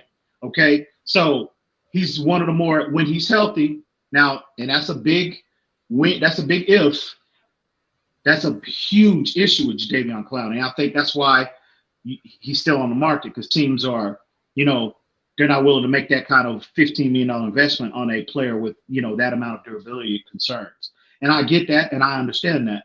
But when you're talking about these particular players, if I'm making the investment, if I'm making the splash move at this point, it will be for Jadeveon Clowney, because I just think he would make this defense overall, that much better. He would take it up a couple of notches minimum, in my opinion, in the production, especially in the run game. So this is not a hard question, to answer for me, but people have their opinions. They, I've seen, on multiple, social media platforms where people are banging on the table for Ngakoue. That's fine. I respect their opinion. I want to highlight here. I want to highlight here why exactly, guys, you can expect that you're going to be. I say he's going to be asking for about 16 to 20 million. So when you compare him to Joey Bosa, Bosa played 51 games and Ngakoue played 63. Bosa has 40 sacks and Ngakoue has 37 and a half. Bosa has 82 QB hits and Ngakoue has 85. Quarterback pressures, Bosa has 158 and Ngakoue has 211.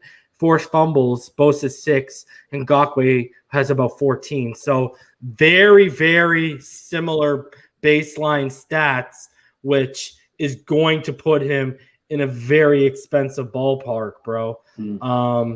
I mean, yeah, when you add in a second round pick and 18 to 20 million for I just can't swallow that one. I just can't, man. And what if you sign him, you bring him into our program, you bring him in this defense, and he doesn't pan out? He can't. What if he can't,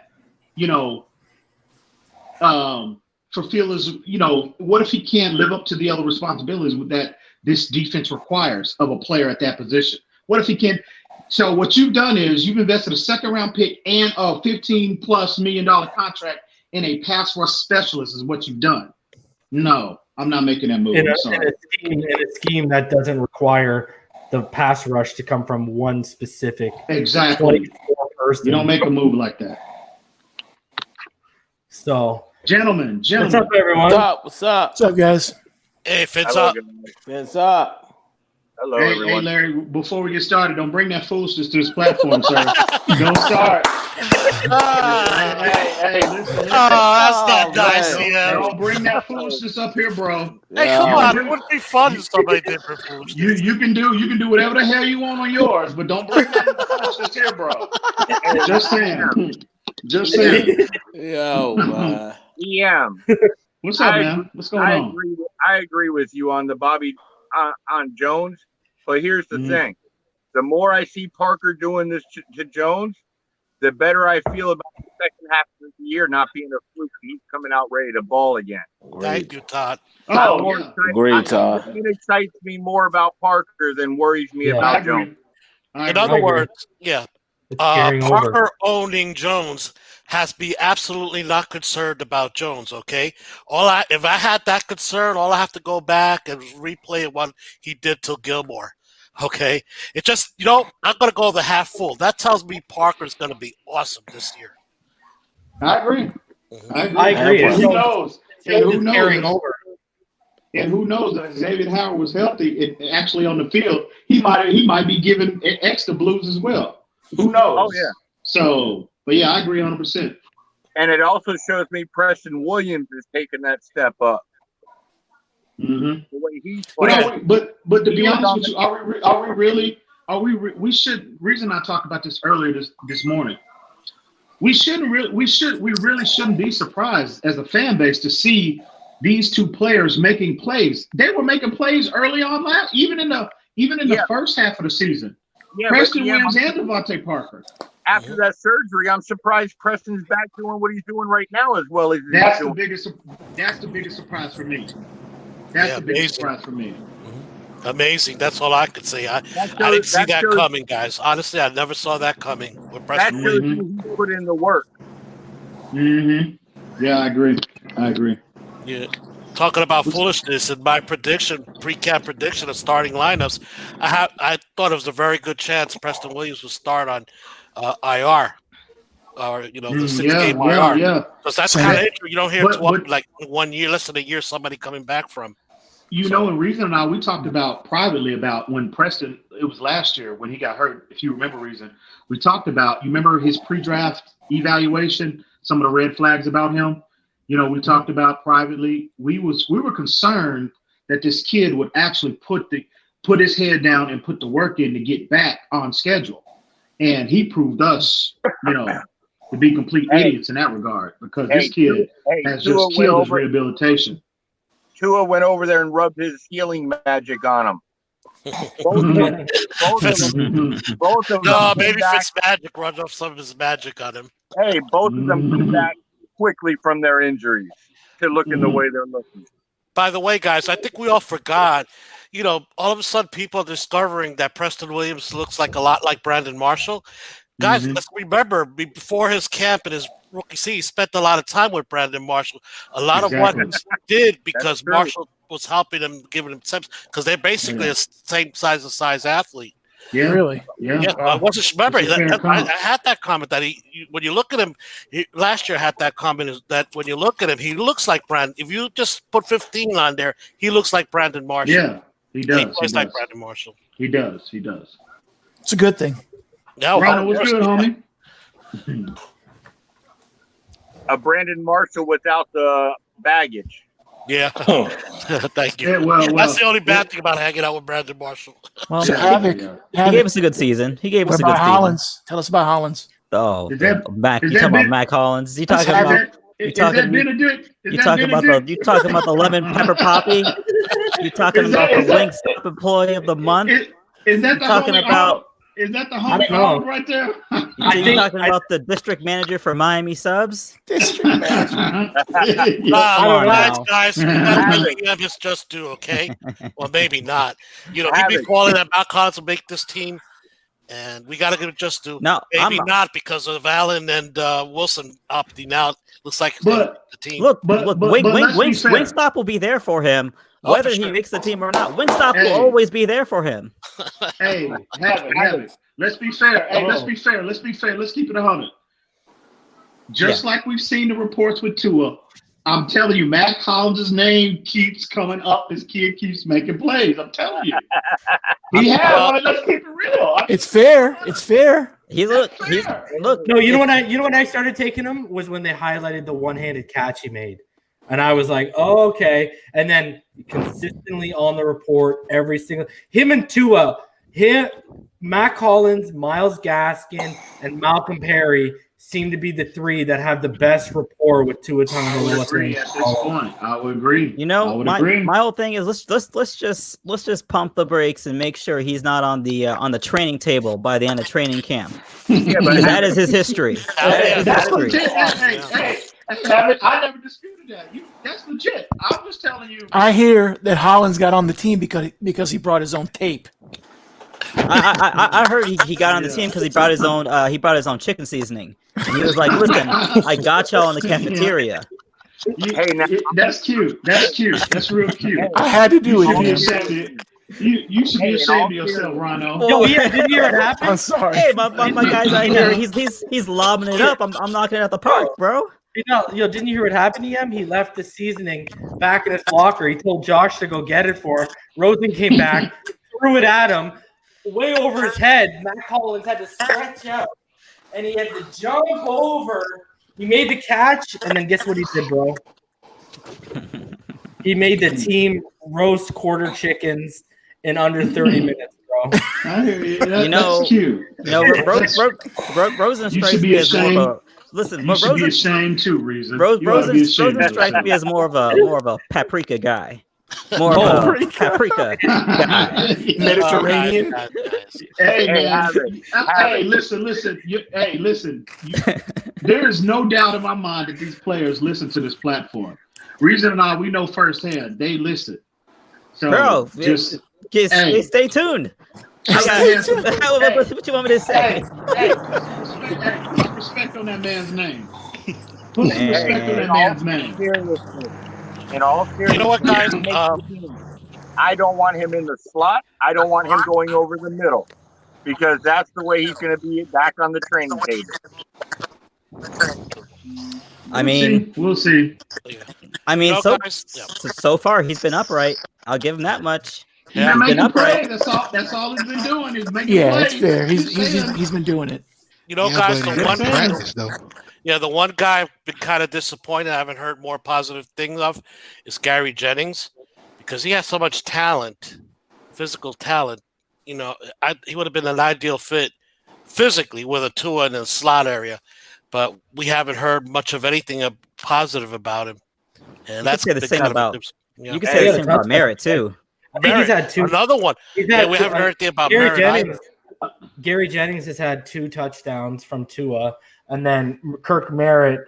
You were starting the 2 practices before Fitzmagic was out on 11-11s. Merritt in both training camp reports was popping up. Again, he's making plays off of he burned Nick Needham for a touchdown on one-on-ones, and then he had a 25 or 35-yard skinny post from Tua. But other than that, I mean, it's pretty evident he's buried right now. Like that, like I told EM, that's a guy, UDFAs, guys like that, they need the preseason game snaps more than anyone. Yeah. I'm not, my thing with Kurt Merritt, that'll be if we were to lose him, if we were to put him on a practice, because I don't think they're gonna cut him outright, bro. They're gonna want to further continue to investment in him. But if we were to cut him outright or put him on, put him on the practice squad and don't protect him, and somebody else gets him, to me that'll be the biggest disappointment in camp, in training camp, because I want. I felt like it would be an uphill climb for him. You know what I mean? But man, that kid with that kind of dynamic ability, you have to, you have to find a spot for him. And if we were to lose him to another team, to me, that'll be the biggest disappointment in camp, to be honest with you. So yeah, I mean, I say over and over again, not to fall in love with these look the part all-stars, and it's too early to call anybody anything right now. But I think just like anybody else or any of the other UDFAs, you're looking for them to pop up a little bit more consistently, at least at a level that's requisite with his talent level, or what we believe his talent level is. So that's the only reason why I think we're high on him, is because you look at the talent level, he should be out here, laying it down. You see the tape. Yeah, he's got the dog in him too. Right. So keep in mind they've been doing it against third team, and when we hear about the third team, we mean mostly the third team defenders like Trey, whatever his name is, and Brandon, the other cornerback. They've been balling out against them, so it doesn't look good for those guys. But right now, we'll see. Yeah, we'll see, because right now I could only, based on what we hear right now today, there's probably 5 short receivers on this squad. Okay, so there's still maybe up to another 2 openings, and of course it's still early they go through. But pretty soon the Dolphins, if they haven't already turned the table, and it's hard for me to fathom.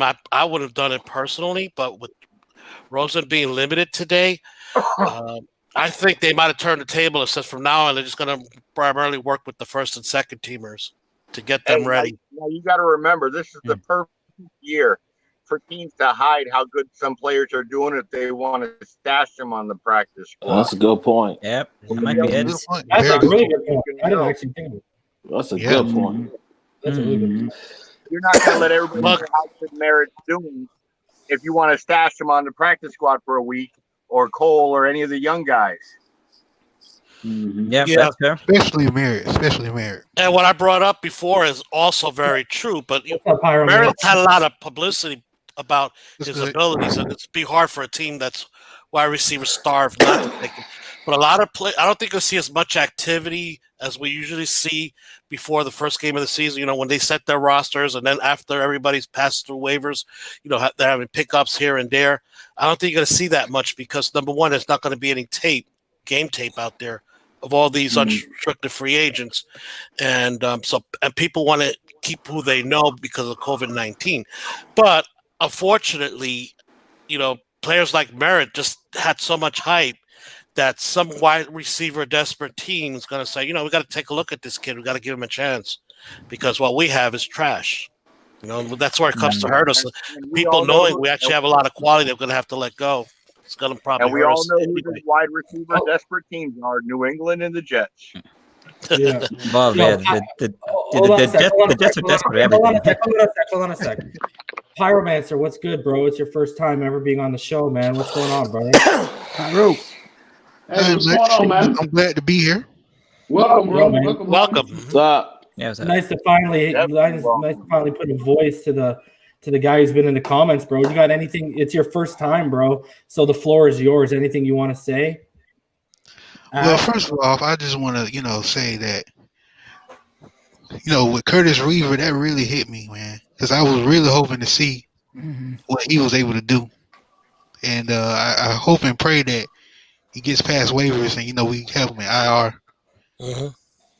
That really hurt me because I was really excited to see him. Yeah, I mean, and you got teams out there like the San Francisco 49ers that are desperate for edge guys, and they're even out there signing Deion Jordan. So it wouldn't surprise me if someone signs him and just stashes him on the IR for a year.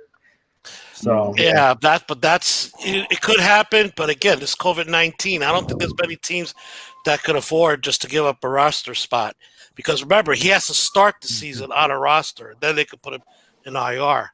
That's why the Dolphins can't keep him. Really? Bro, if I'm the Carolina Panthers or the Jacksonville Jaguars, what do I got to lose?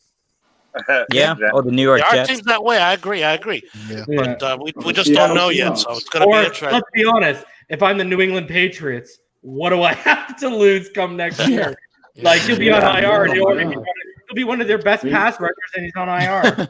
Right, like they're not rebuilding. Wink, wink. Right? They're not rebuilding. Wink, wink. Yeah. That's what would you know what? That's a guy who worries me is someone like that. It's coming in and just saying, why not? And that'll definitely be a FU in return because that touchdown render pick. That's what I was thinking. And we all highlighted that everyone kind of realizes the hype about Kirk Merritt. Well, in the same sense, everyone read every report that basically said Curtis Weaver might have been the steal of the draft. So this kid's got the same type of hype around him. So that's your issue you're going to run into. You get a crappy team that's just doing what we were doing last year. Guys working at Lowe's and Home Depot on a Friday, starting on a Sunday. Why not? What do you got to lose, man? You can just, if one of those guys gets hurt, you just let him go, bro. And it's whatever. Speaking of players that we hired from Lowe's last year, this kid Tay Hayes, man. Yeah, that's what I was mentioning. Yeah. Man, he has been consistently been coming up. A lot of people have been, pleasantly surprised by his production so far in camp. Travis is one of them as well. Never have enough cornerbacks. Yeah, that's true. You know what made me happy about Tua's day besides the 3 touchdowns? The 3 that he threw away. So he's actually picking that up and throwing away. Development. Yeah. I don't want to be a Debbie Downer, but the only negative stat Tua had was that he was sacked 5 times. So I don't know what what was the reason for it, but certainly something to be concerned about. Those stats were like 2 games. Well, we know one was on he took a knee because he wasn't going to make it out of bounds in time, and then another one was a couple of days ago when they talked about broken play on the left side. I forget who it was that broke through, but I that's why I said earlier 2 or 3 of them are on Tua. I can account for pretty much 2 of them not being on him. So take that. And also I think it's important to realize, this is training camp. I mean, this is practice. This is practice. We're talking about not the game. Not the game. Practice. He also not the game. He also had a play. I think it was Ogba. It was Ogba, I think, where it said Ogba broke through, and they said in the live, it was Ogba or Wilkins, and they said if it was a live game, it would have been a sack because of how quickly they broke through the line. But though they haven't counted that one, so technically he should have 6. Yeah. Okay. Yeah, we don't know if it's something that Tua's part of Tua's learning process, or it's just the offensive line still trying to get their act together. I think it's probably both. It's a combination of both, I would say, because you got to consider again the upgrade in talent on the defensive front. Shaq Lawson and Emmanuel Ogba, again, they're not Jadeveon Clowneys, but they've been productive players for a long time. So, there's not that ain't Charles Harris out there anymore. So, and you know what's crazy? You remember what's crazy? Remember after the second or the third practice where Omar Kelly was like, "Oh, Josh Rosen's processing ability, it's better than last year." And then I came on here, I'm like, "Yo, that's something you don't know until the bullets are flying live action." And then over the weekend, if anyone was following Omar Kelly, Omar Kelly was like, "Yeah, Josh Rosen's processing, not where hey, did you hear what he said? He said he thought Josh Rosen. I saw a tweet where he said, "I think this kid is broken, and I don't think he's fixable." Mm-hmm. That's what he said. He takes every angle, dude. Every angle. Yeah, you're never wrong if you take every angle. That's true. It might be a little bit of it might be a more in-depth slow roast than it was for Tannehill, because it took Tannehill 5 or 6 years to start really getting grip of things, bro. He might be a 5 or 6 year project till he starts getting things, bro. Because I told people this last year, if they go back to when I first showed up on YouTube, one of the first things I ever talked about on YouTube was Tua Tagovailoa and Josh Rosen. And my whole thing was, people tried to argue me, processing speed, it's really easily teachable. I said, no, it's not teachable. All you can teach guys are to look for certain things. Other than that, processing comes down to your brain power. How quickly can your brain process and see things before they happen? Twitch. Brain power plays a part. Like, this is a mental part of the game. You can teach guys to look for certain things, but the elite processors usually, what do you hear them? Oh, the game slows down for me. Oh, I see things before they talk about Marino. How Marino used to see things before they happen. You know what I'm saying? It's only one quarterback that I've ever known that would argue against that, and that was Kurt Warner. Kurt Warner attributed when he first off, he was undrafted by the Packers. Okay, he's a deficient quarterback, obviously, because he was undrafted. But he said the biggest what in terms of football doesn't exist anymore, bro. Well, I'm just saying that's the only my point is that's the only quarterback I've ever known that said, that aspect can be improved. How unique that situation is. Look at how the whole Arena Football League was based on. It was a fast game. Everything. Exactly. That's what he said, and that's exactly what he said. That's the greatest show on turf. Like, and no quarterback. Yeah, but it wasn't until after the Arena Football League that is when he said he became a good processor. But he had to have it in him. He had to have to the Rams after that. So, but if you look at what was he doing before the Rams, he was literally the stories where he was throwing toilet paper rolls into shopping carts down the highway. Like, that's what he was doing before that. So it took. Look at how unique that situation. Like I said, you can teach guys stuff. But look at a unique situation, because the game speed forced him to become a better processor, right? And no one's gonna you're not gonna go to the CFL and learn that. You're not gonna go to the XFL. I don't know how you can simulate that with the that kind of game speed. There's a next $1 million idea, bro. There's a next $1 million idea. You know what I mean? But he had to have it in him also. I mean, Cool. Did it hurt having Marshall Falk? Nope. Isaac Bruce, Torrey Holt, Isaac Parole. Come on, man. Laird Fitzgerald, Anquan Bolden. I'm sure that didn't hurt. Man, that didn't hurt. A great offensive play caller, Mike Martz. He had a lot of stuff. Yeah. No pressure the first season when he came off the bench. It just snowballed off of his experience from the Arena Football League. And it just was able to continue to grow and develop based off of everything that came around him off of that. And those guys make things easier for you too. I don't care how good or how bad of a process you And he's playing indoors too. 8 games a season on a fast track. Thank God he did play in a dome, because his arm was over. He had a pop gun arm.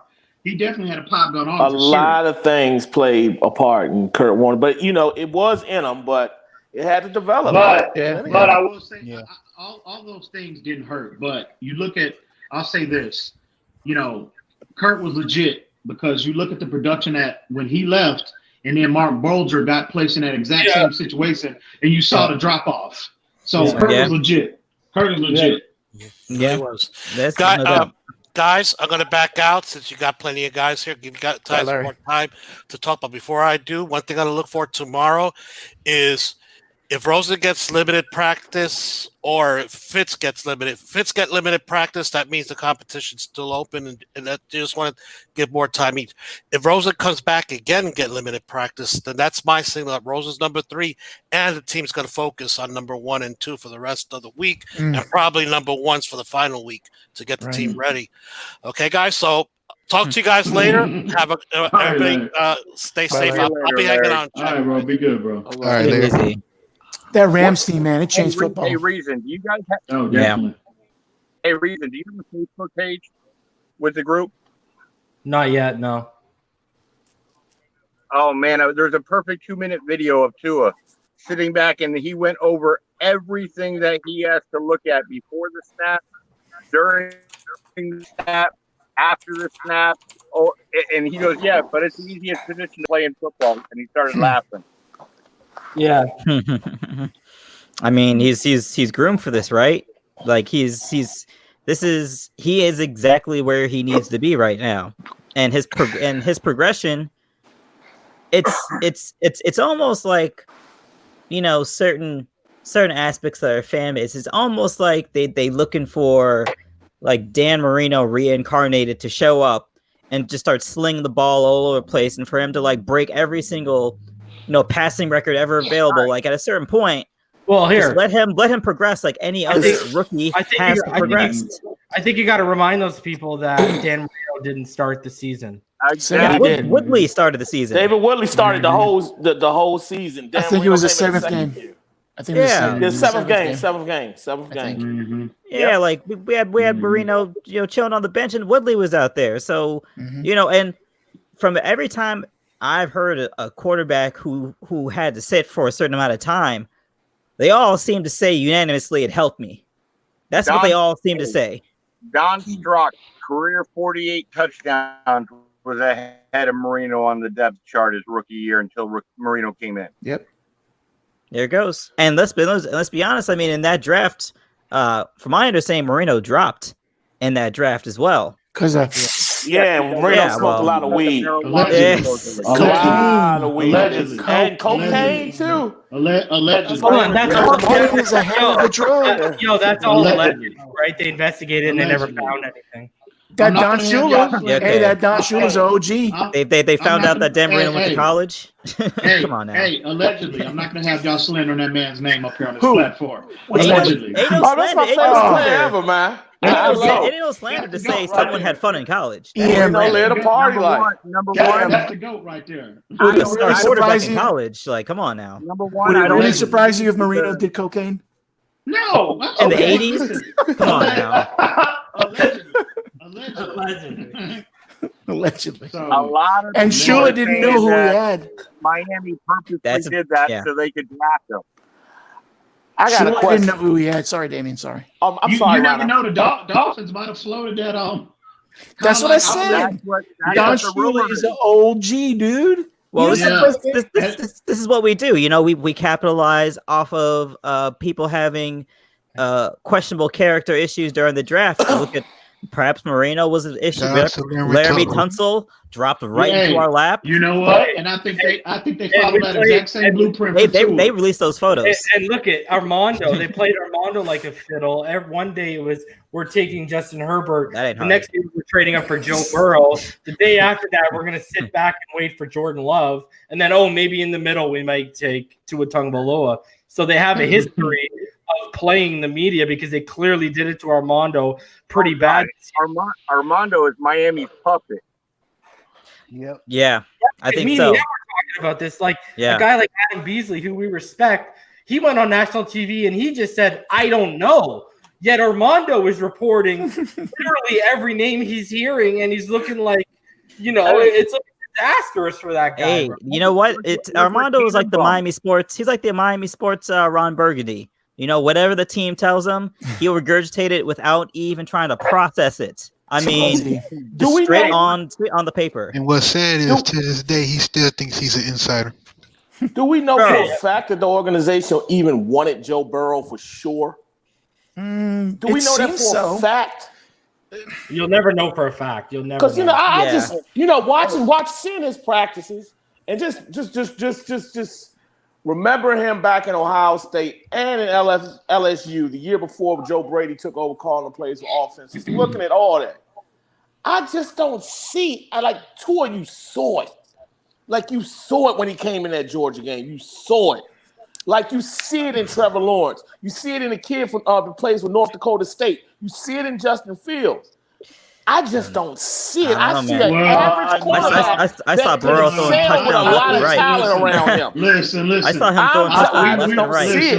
Listen. Hey, he had a dominant receiving core. He had a woeful offensive line. He had a very, very serviceable running back. You can't say the same about Tua. No. You can't say the same about Tua because Tua did it for 2.5 years. Yeah, and in high school too, Reason. Also. Well, he was a great high school player. Joe Burrow wasn't it? I'm a Nebraska football fan. He couldn't even get accepted in Nebraska. His brother and his dad played for Nebraska. You know what? I think people forget. Man. He did play for Ohio State, but I think people forget how. But good. He tried to get into Nebraska. Burrow is legit. I'm sorry. I think he just had. I love Tua. I'm glad. I'm perfectly satisfied with Tua Tagovailoa. If I was picking number one, I would have taken Tua Tagovailoa. But Burrow is legit, bro. I'm sorry. That dude's tape. You cannot deny that. Because he had a great college. Burrow is Tony Romo. Exactly. And that's a great thing to be. And you would take Tony Romo. Yeah, but would you? Okay. Let me say this. Injuries. Would you draft Tony Romo without the injury? Would you draft Tony Romo number one? Who, me? No, I would. Well, who else in the draft is a good question. Because Tua's cop is Drew Brees. So would I take Drew Brees or Tony Romo? I'm taking Drew Brees. To be fair, we didn't really get a fair assessment. I saw it in Purdue. We passed up on him for Jamar Fletcher when we should have drafted him back in 2001. We passed on Drew Brees twice, and it burnt. Listen, we saw it in Purdue with Drew Brees. That's like bad memory for me. You can make a legitimate quarterback. A legitimate case that Tony Romo right now is a borderline Hall of Fame type player. Tony Romo was excellent, and how I hate the Cowboys with a passion. But Tony Romo, he was just undisciplined. You know what I mean? But you look at and I'm not putting him in this category. But Brett Favre was an undisciplined quarterback. You know what I mean? Even Marino, hang on. Even Marino at times was undisciplined. Even at let's keep it 100 now. But in terms of ability, he was undrafted. If you can go back, you can get in the DeLorean and get in the time machine and go back to the year he was drafted, and we knew now. If we know back then what we know now, or what kind of player he turned out to be, he would be the consensus number one overall pick. And Tony Romo was an excellent player. Well, we got to go to that year he was drafted, undrafted, the year where he came into the NFL and look at all the rookie QBs that year. I can't say that, but what I'm saying is with Joe Burrow, I just don't see him being the guy who can lead a franchise to a Super Bowl. I just don't see it. I don't see him making talent better. I see him with everything working around him succeeding. Yeah, I mean he did it in college. I have to give it to him. I just don't see it. Hey, I see it with Tua. I totally see it with Tua. That year, and I'll say this guy was way more talented than him before the injury. That year, the number one quarterback was Carson Palmer. Oh, they'd have won the Super Bowl if he didn't get hurt in that Pittsburgh game. Because of injury. Who was the better player, though? Tony Romo was a better player. Who won more playoff games? Who won more playoff games? Oh, that's not fair. Tony Romo didn't win any. Yeah, I can point. And hold on. And some of those losses, last I remember, didn't he lose one because he fumbled the snap on a field goal? Yeah, against the Seahawks. Bro, listen, didn't I highlight his? He has a good point. If we knew now, that's a good point. If we knew it then, I'm taking Tony Romo over Carson Palmer all day Before long. The injury? Before that injury? Absolutely. Oh, you're crazy. Nah, dog. Nah, homie. Nah, homie. EM, I agree with a lot of stuff you say, homie, but I can't agree with that one, homie. I can't agree with that, homie. You have a high football IQ, EM. You do, but you wrong about that. Hey, listen. What did Carson Palmer ever do? They were going to win the Super Bowl. They were on fire, dude. He tore up his He got hurt. He got hurt. He doing touchdown. last I checked, between Cincinnati and Arizona, he won more playoff games than Tony Romo. Yeah, both. He was on And more Romo- teams than and Tony Romo- Romo had. I don't know. Tony Romo had some good teams. Keyword, good teams. Keyword, good teams. Bro, he had Des Bryant. He had Des Bryant in his prime. Okay, they got Had the T.O. Hold on. He had a solid offensive line his whole career there. Yep. DeMarco DeMarco Murray. Murray. Jason Witten. DeMarco Murray. What was the DeMarcus kid from Ware. Minnesota? The running back. NFL Running back from Minnesota, Reason. Who's the running back from Lawrence? What was Lawrence Mulroney. I mean Barber, Marion Barber. Marion Barber. Man, he had a squad there. Jason Witten. Listen. I'm not saying Carson Palmer is a scrub. I'm not saying that at all. I want to say this. In Carson Palmer's first full 3 seasons as a starter, okay, because he took over in 2004, but his first full season, 3 full seasons, 2005, 2006, 2000. Bro, 2 of them he threw over 4,000 yards, bro. Okay, well, I saw Romo lose 2 playoff games for the Cowboys. Seattle and that Giants playoff game when they were 12-4 the year the Giants went to the Super Bowl. He literally lost that game. If Dez Bryant catches that, if they rule that Dez Bryant in Green Bay. Dez did catch that. Dez did catch that. The Cowboys might have I don't won think the he Super caught Bowl it. that year. He caught that. He caught that. They might have won the Super Bowl that year. They might have, but I'll tell you this: if that Steeler lineman didn't go low on Carson Palmer, they would have went to the Super Bowl. Not if, And he threw a touchdown. Yeah, and he threw a touchdown while he got hurt. Like I'm sorry. I'm sorry. Like, I don't know, man. I got a high level of respect for Tony Romo, and I hate the Cowboys. I hate every player comes through there. Tony Romo was, he just don't get a lot of, for whatever reason, he just didn't get a lot because of his lack of analyst. He's a good analyst. He's the best analyst. He's the best analyst. Yeah, he's a really good analyst. The reason why he doesn't get the credit is because of his lack of playoff success, and he should be criticized for that. But Tony Romo was an excellent quarterback. I'm sorry. I just don't see it with Joe Burrow. I just don't see it. I don't see a superstar quarterback. I just don't see. I see a serviceable quarterback. I just don't see the franchise changing. Number 1 overall pick quarterback. I don't see it. I don't know what the man is going to do from this point on. I don't know. Just like Tua, I'm going off. In terms of evaluation, all we have is what they did in college, and I'm just saying his LSU tape is legit. Now I don't know what he's going to do from this point on. I have no idea, and I can give a damn, really, to be honest with you. But his LSU tape was legit. Period. Yeah, I mean he was slinging it all over the place. You know, it was pretty ridiculous. Like you're saying he might be serviceable. I don't think I think he'll be a notch above serviceable. I don't know if he'll be a superstar, but he'll be a good NFL quarterback. The weather's going to be his biggest problem. Oh yeah, he going man that weather in Cincinnati. You have to have not even just Cincinnati. Like if you got to go to Pittsburgh, but he knows the vibes. He's from Ohio. Yeah, well, and also in Ohio, he wasn't good enough to get accepted to Nebraska, and he lost his job. But he went to Ohio State though, and lost his job. And I mean, wink, nod. He's from the state of Ohio. Yeah, he got the job, and he lost it to a guy who transferred from Georgia and came in, and then he had to go somewhere else. Well, he lost it. I'm just not sold on Joe Burrow. He lost it to 3 guys. He lost it. He couldn't beat out Dwayne Haskins. Justin Fields transferred and basically kicked him out because Justin Fields came from Georgia. And then the first guy that Haskins replaced, what the hell was that guy's dude's name? And he didn't even do anything in the NFL. Oh yeah, Barrett. Oh, RJ Barrett. Yeah, JT Barrett. JT Barrett.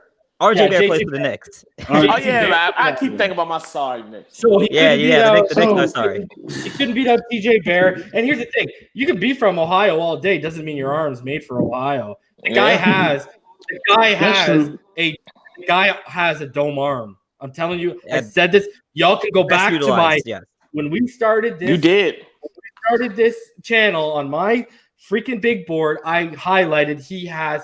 And the reason why I highlighted it is if anyone watched serious tape on Joe Burrow, and I could probably sit here and say I probably watched the most on him because even last year, if people go back to the midseason, EM wasn't a huge believer of Joe Burrow, and I kept telling him, yo, watch the film. And then EM buckled down and watched the film, and he said, yo, you were fucking right. He's legit. If you watch him, what stands out to you is his throws outside the numbers. He was poor throwing outside the numbers on the intermediate level. And outside the number throws are how you gauge quarterback big time arms, because of a lot of routes go to the corners, windows close, etc.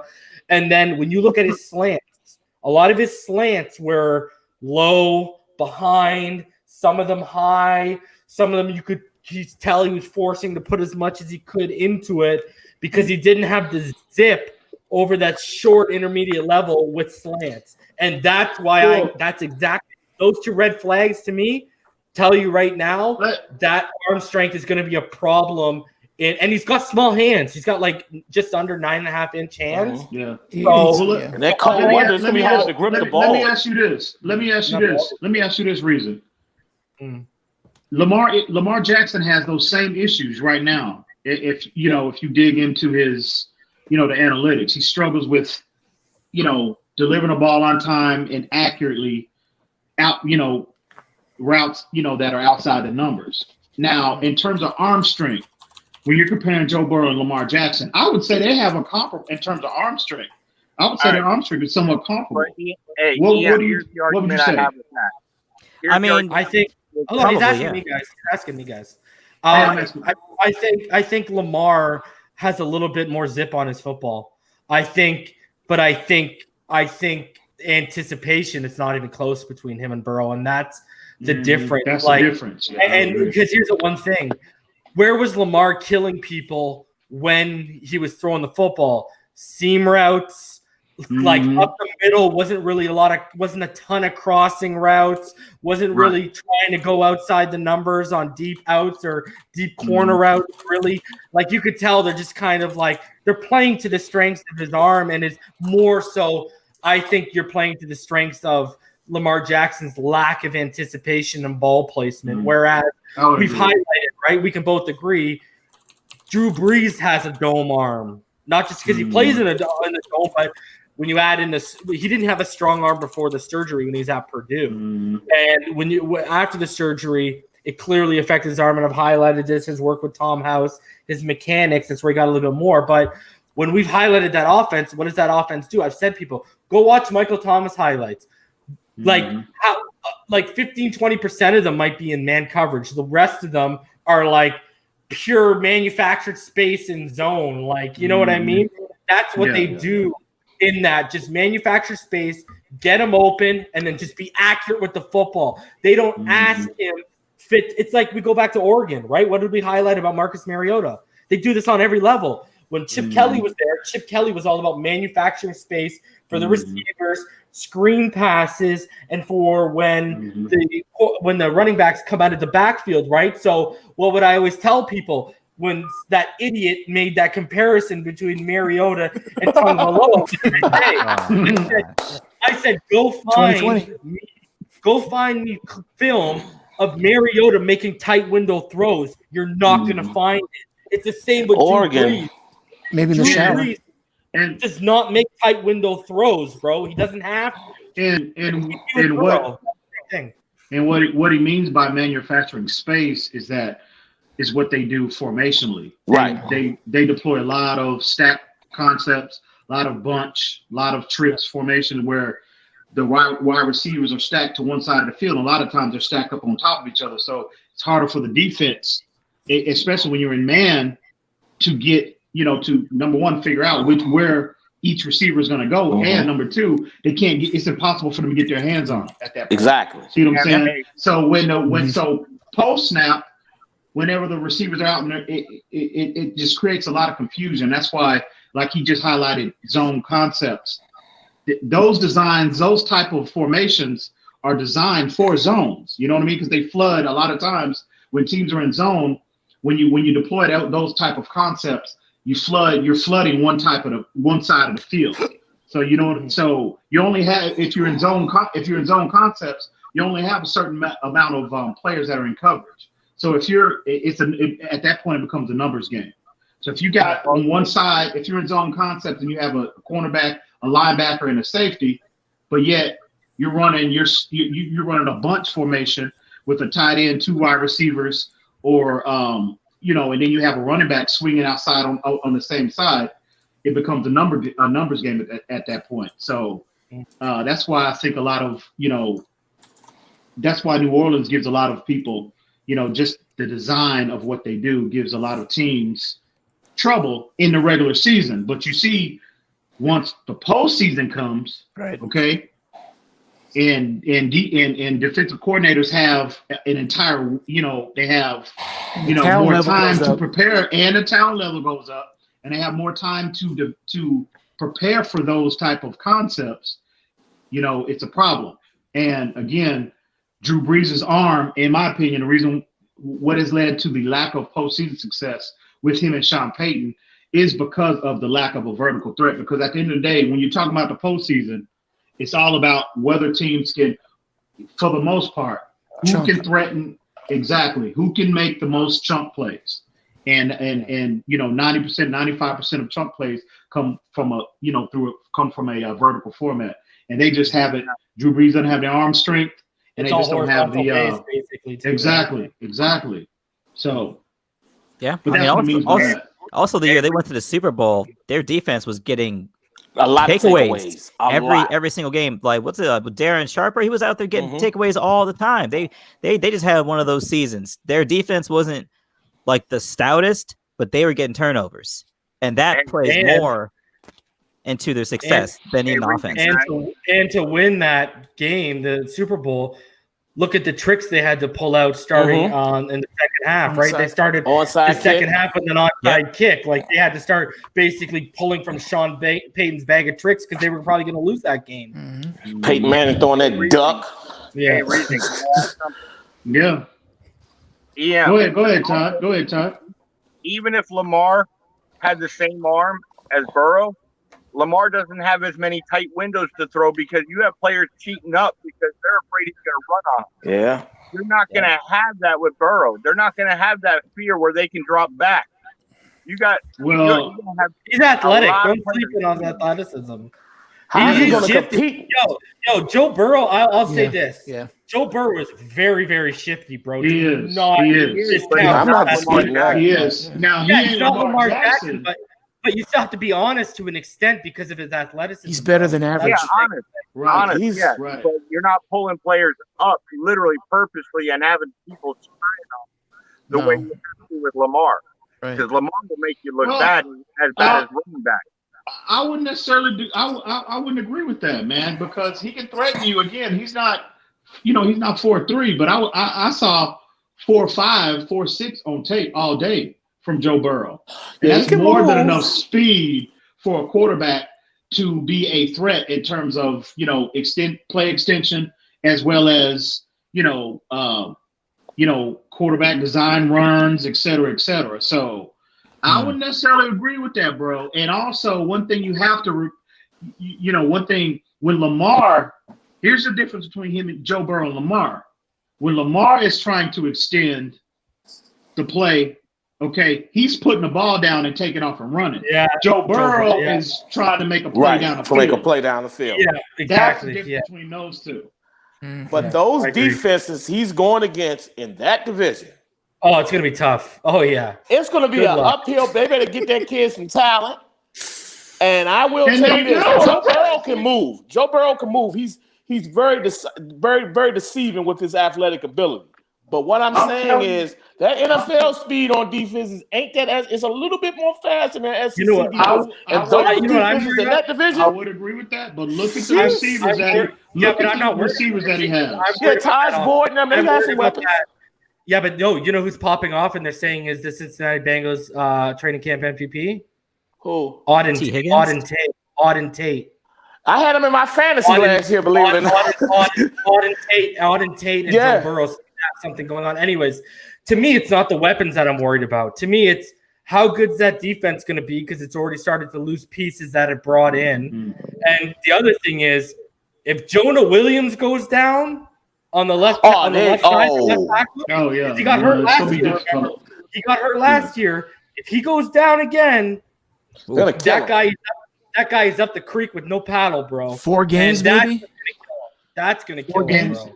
And I think there's a lot of uncertainty around Zach Taylor as a play caller as well. So and it should be. We're Dolphin fans. We know about Zach Taylor. Zach Taylor is not the guy. He's not. He's in over his head.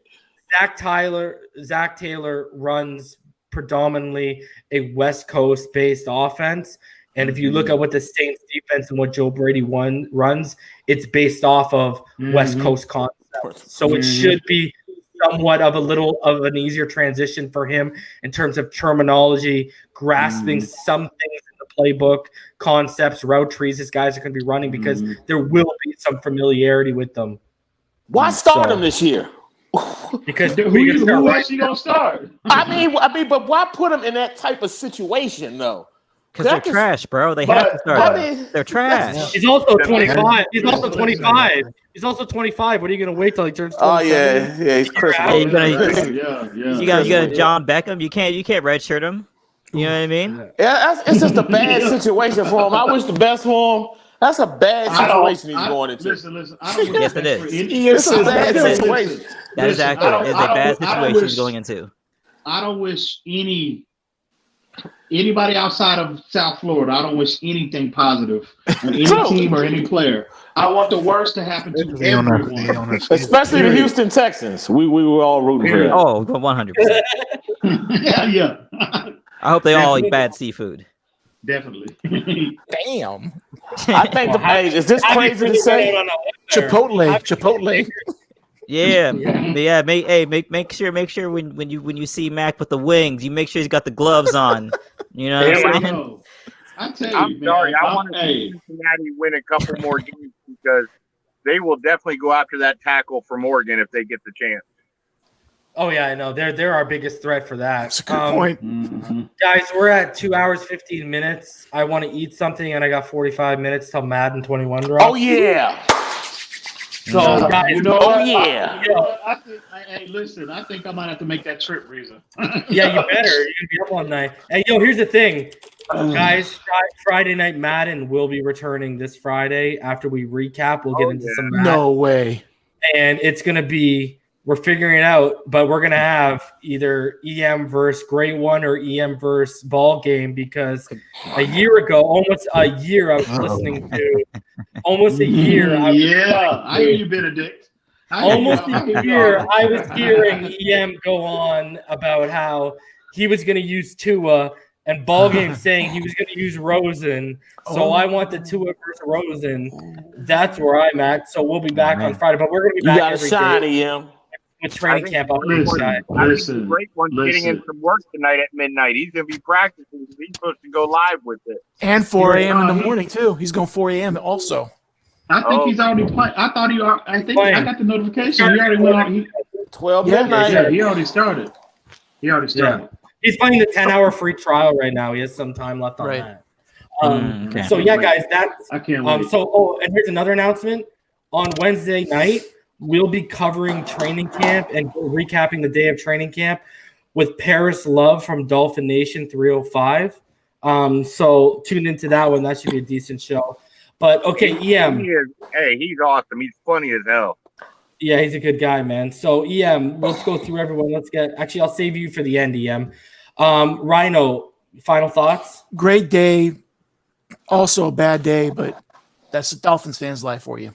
Well, we'll get through it. For sure. Havoc, go ahead.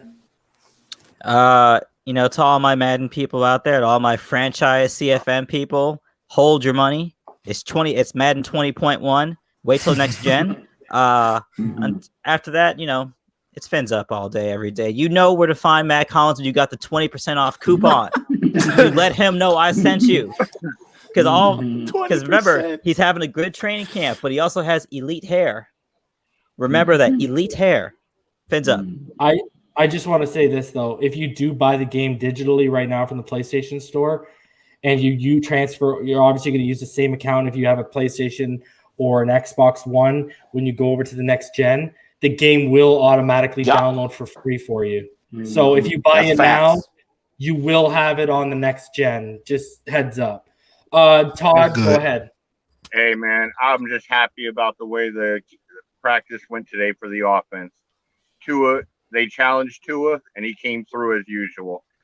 Mm-hmm. So, just fins up, everybody. Let's just keep going. Damien, go ahead. Great show. Thanks, bro. Go ahead. I'm optimistic about Devontae Parker, and I'm going to say it right now.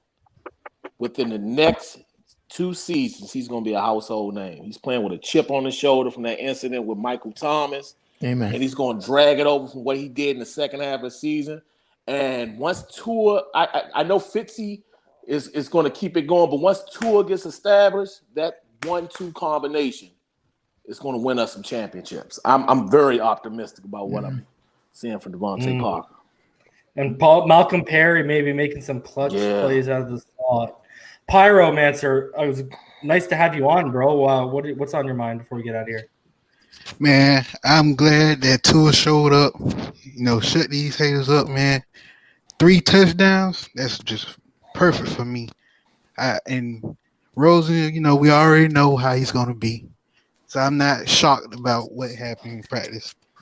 And I just want to have a little quick question. How you guys feel about the Dolphins with the COVID addition they did to the stadium? Whew. I don't know how you safely distance 13,000 people. Yeah, no. Every third seat. No, right? And there's going to be lines in the ground when you get into the concession. I hope so. McDermott's out here feeling a way about it. That's for sure. All I know is people out here in Florida are different. I seen that. Things are getting better in Florida, actually.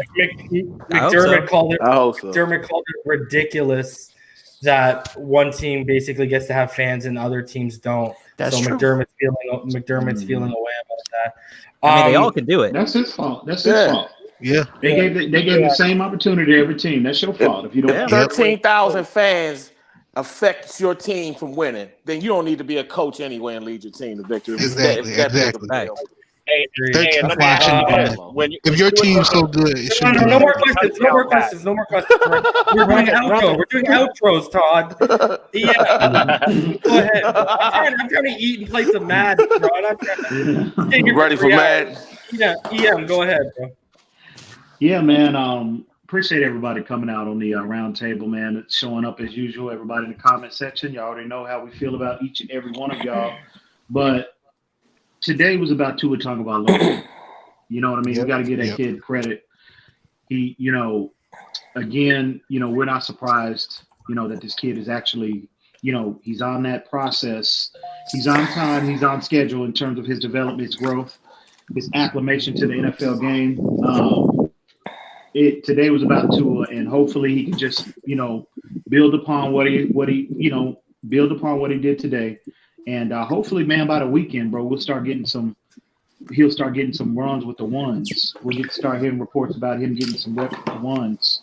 So, but yeah, it's about Tua, man, and hopefully he can continue to stack good practice on top of good practice. And yeah, man, at the end of the day, lot of things to be positive about. A few negatives, but for the most part, we're in a healthy situation as an organization, as a team, I feel. And fins up. Y'all know what it is, baby. You know what it is. Fins up all day, every day. Fins up. All right, guys.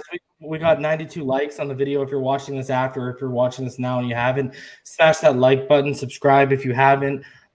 We continue to grow here. Like I said, we've already gained some subscribers just off this stream alone. So I'm going to go out and say it. We are one of, if not the fastest growing Dolphin-centric YouTube channel right now. I don't think many people can really debate it. We had already gained 2 subscribers at the beginning. About half hour into this, we had gone up from 1112 to 1114, and I just refreshed, and we're at 1116. So we've gained 4 subscribers just so far off the stream. So guys, hit that subscribe button if you haven't. If you do want to donate to the channel, PayPal ME/Phinside. One thing I learned, shout out to the homie Ricketic, don't put the word haters in your money transfer, because PayPal flagged that word and restricted our accounts for 2 days. So keep it simple.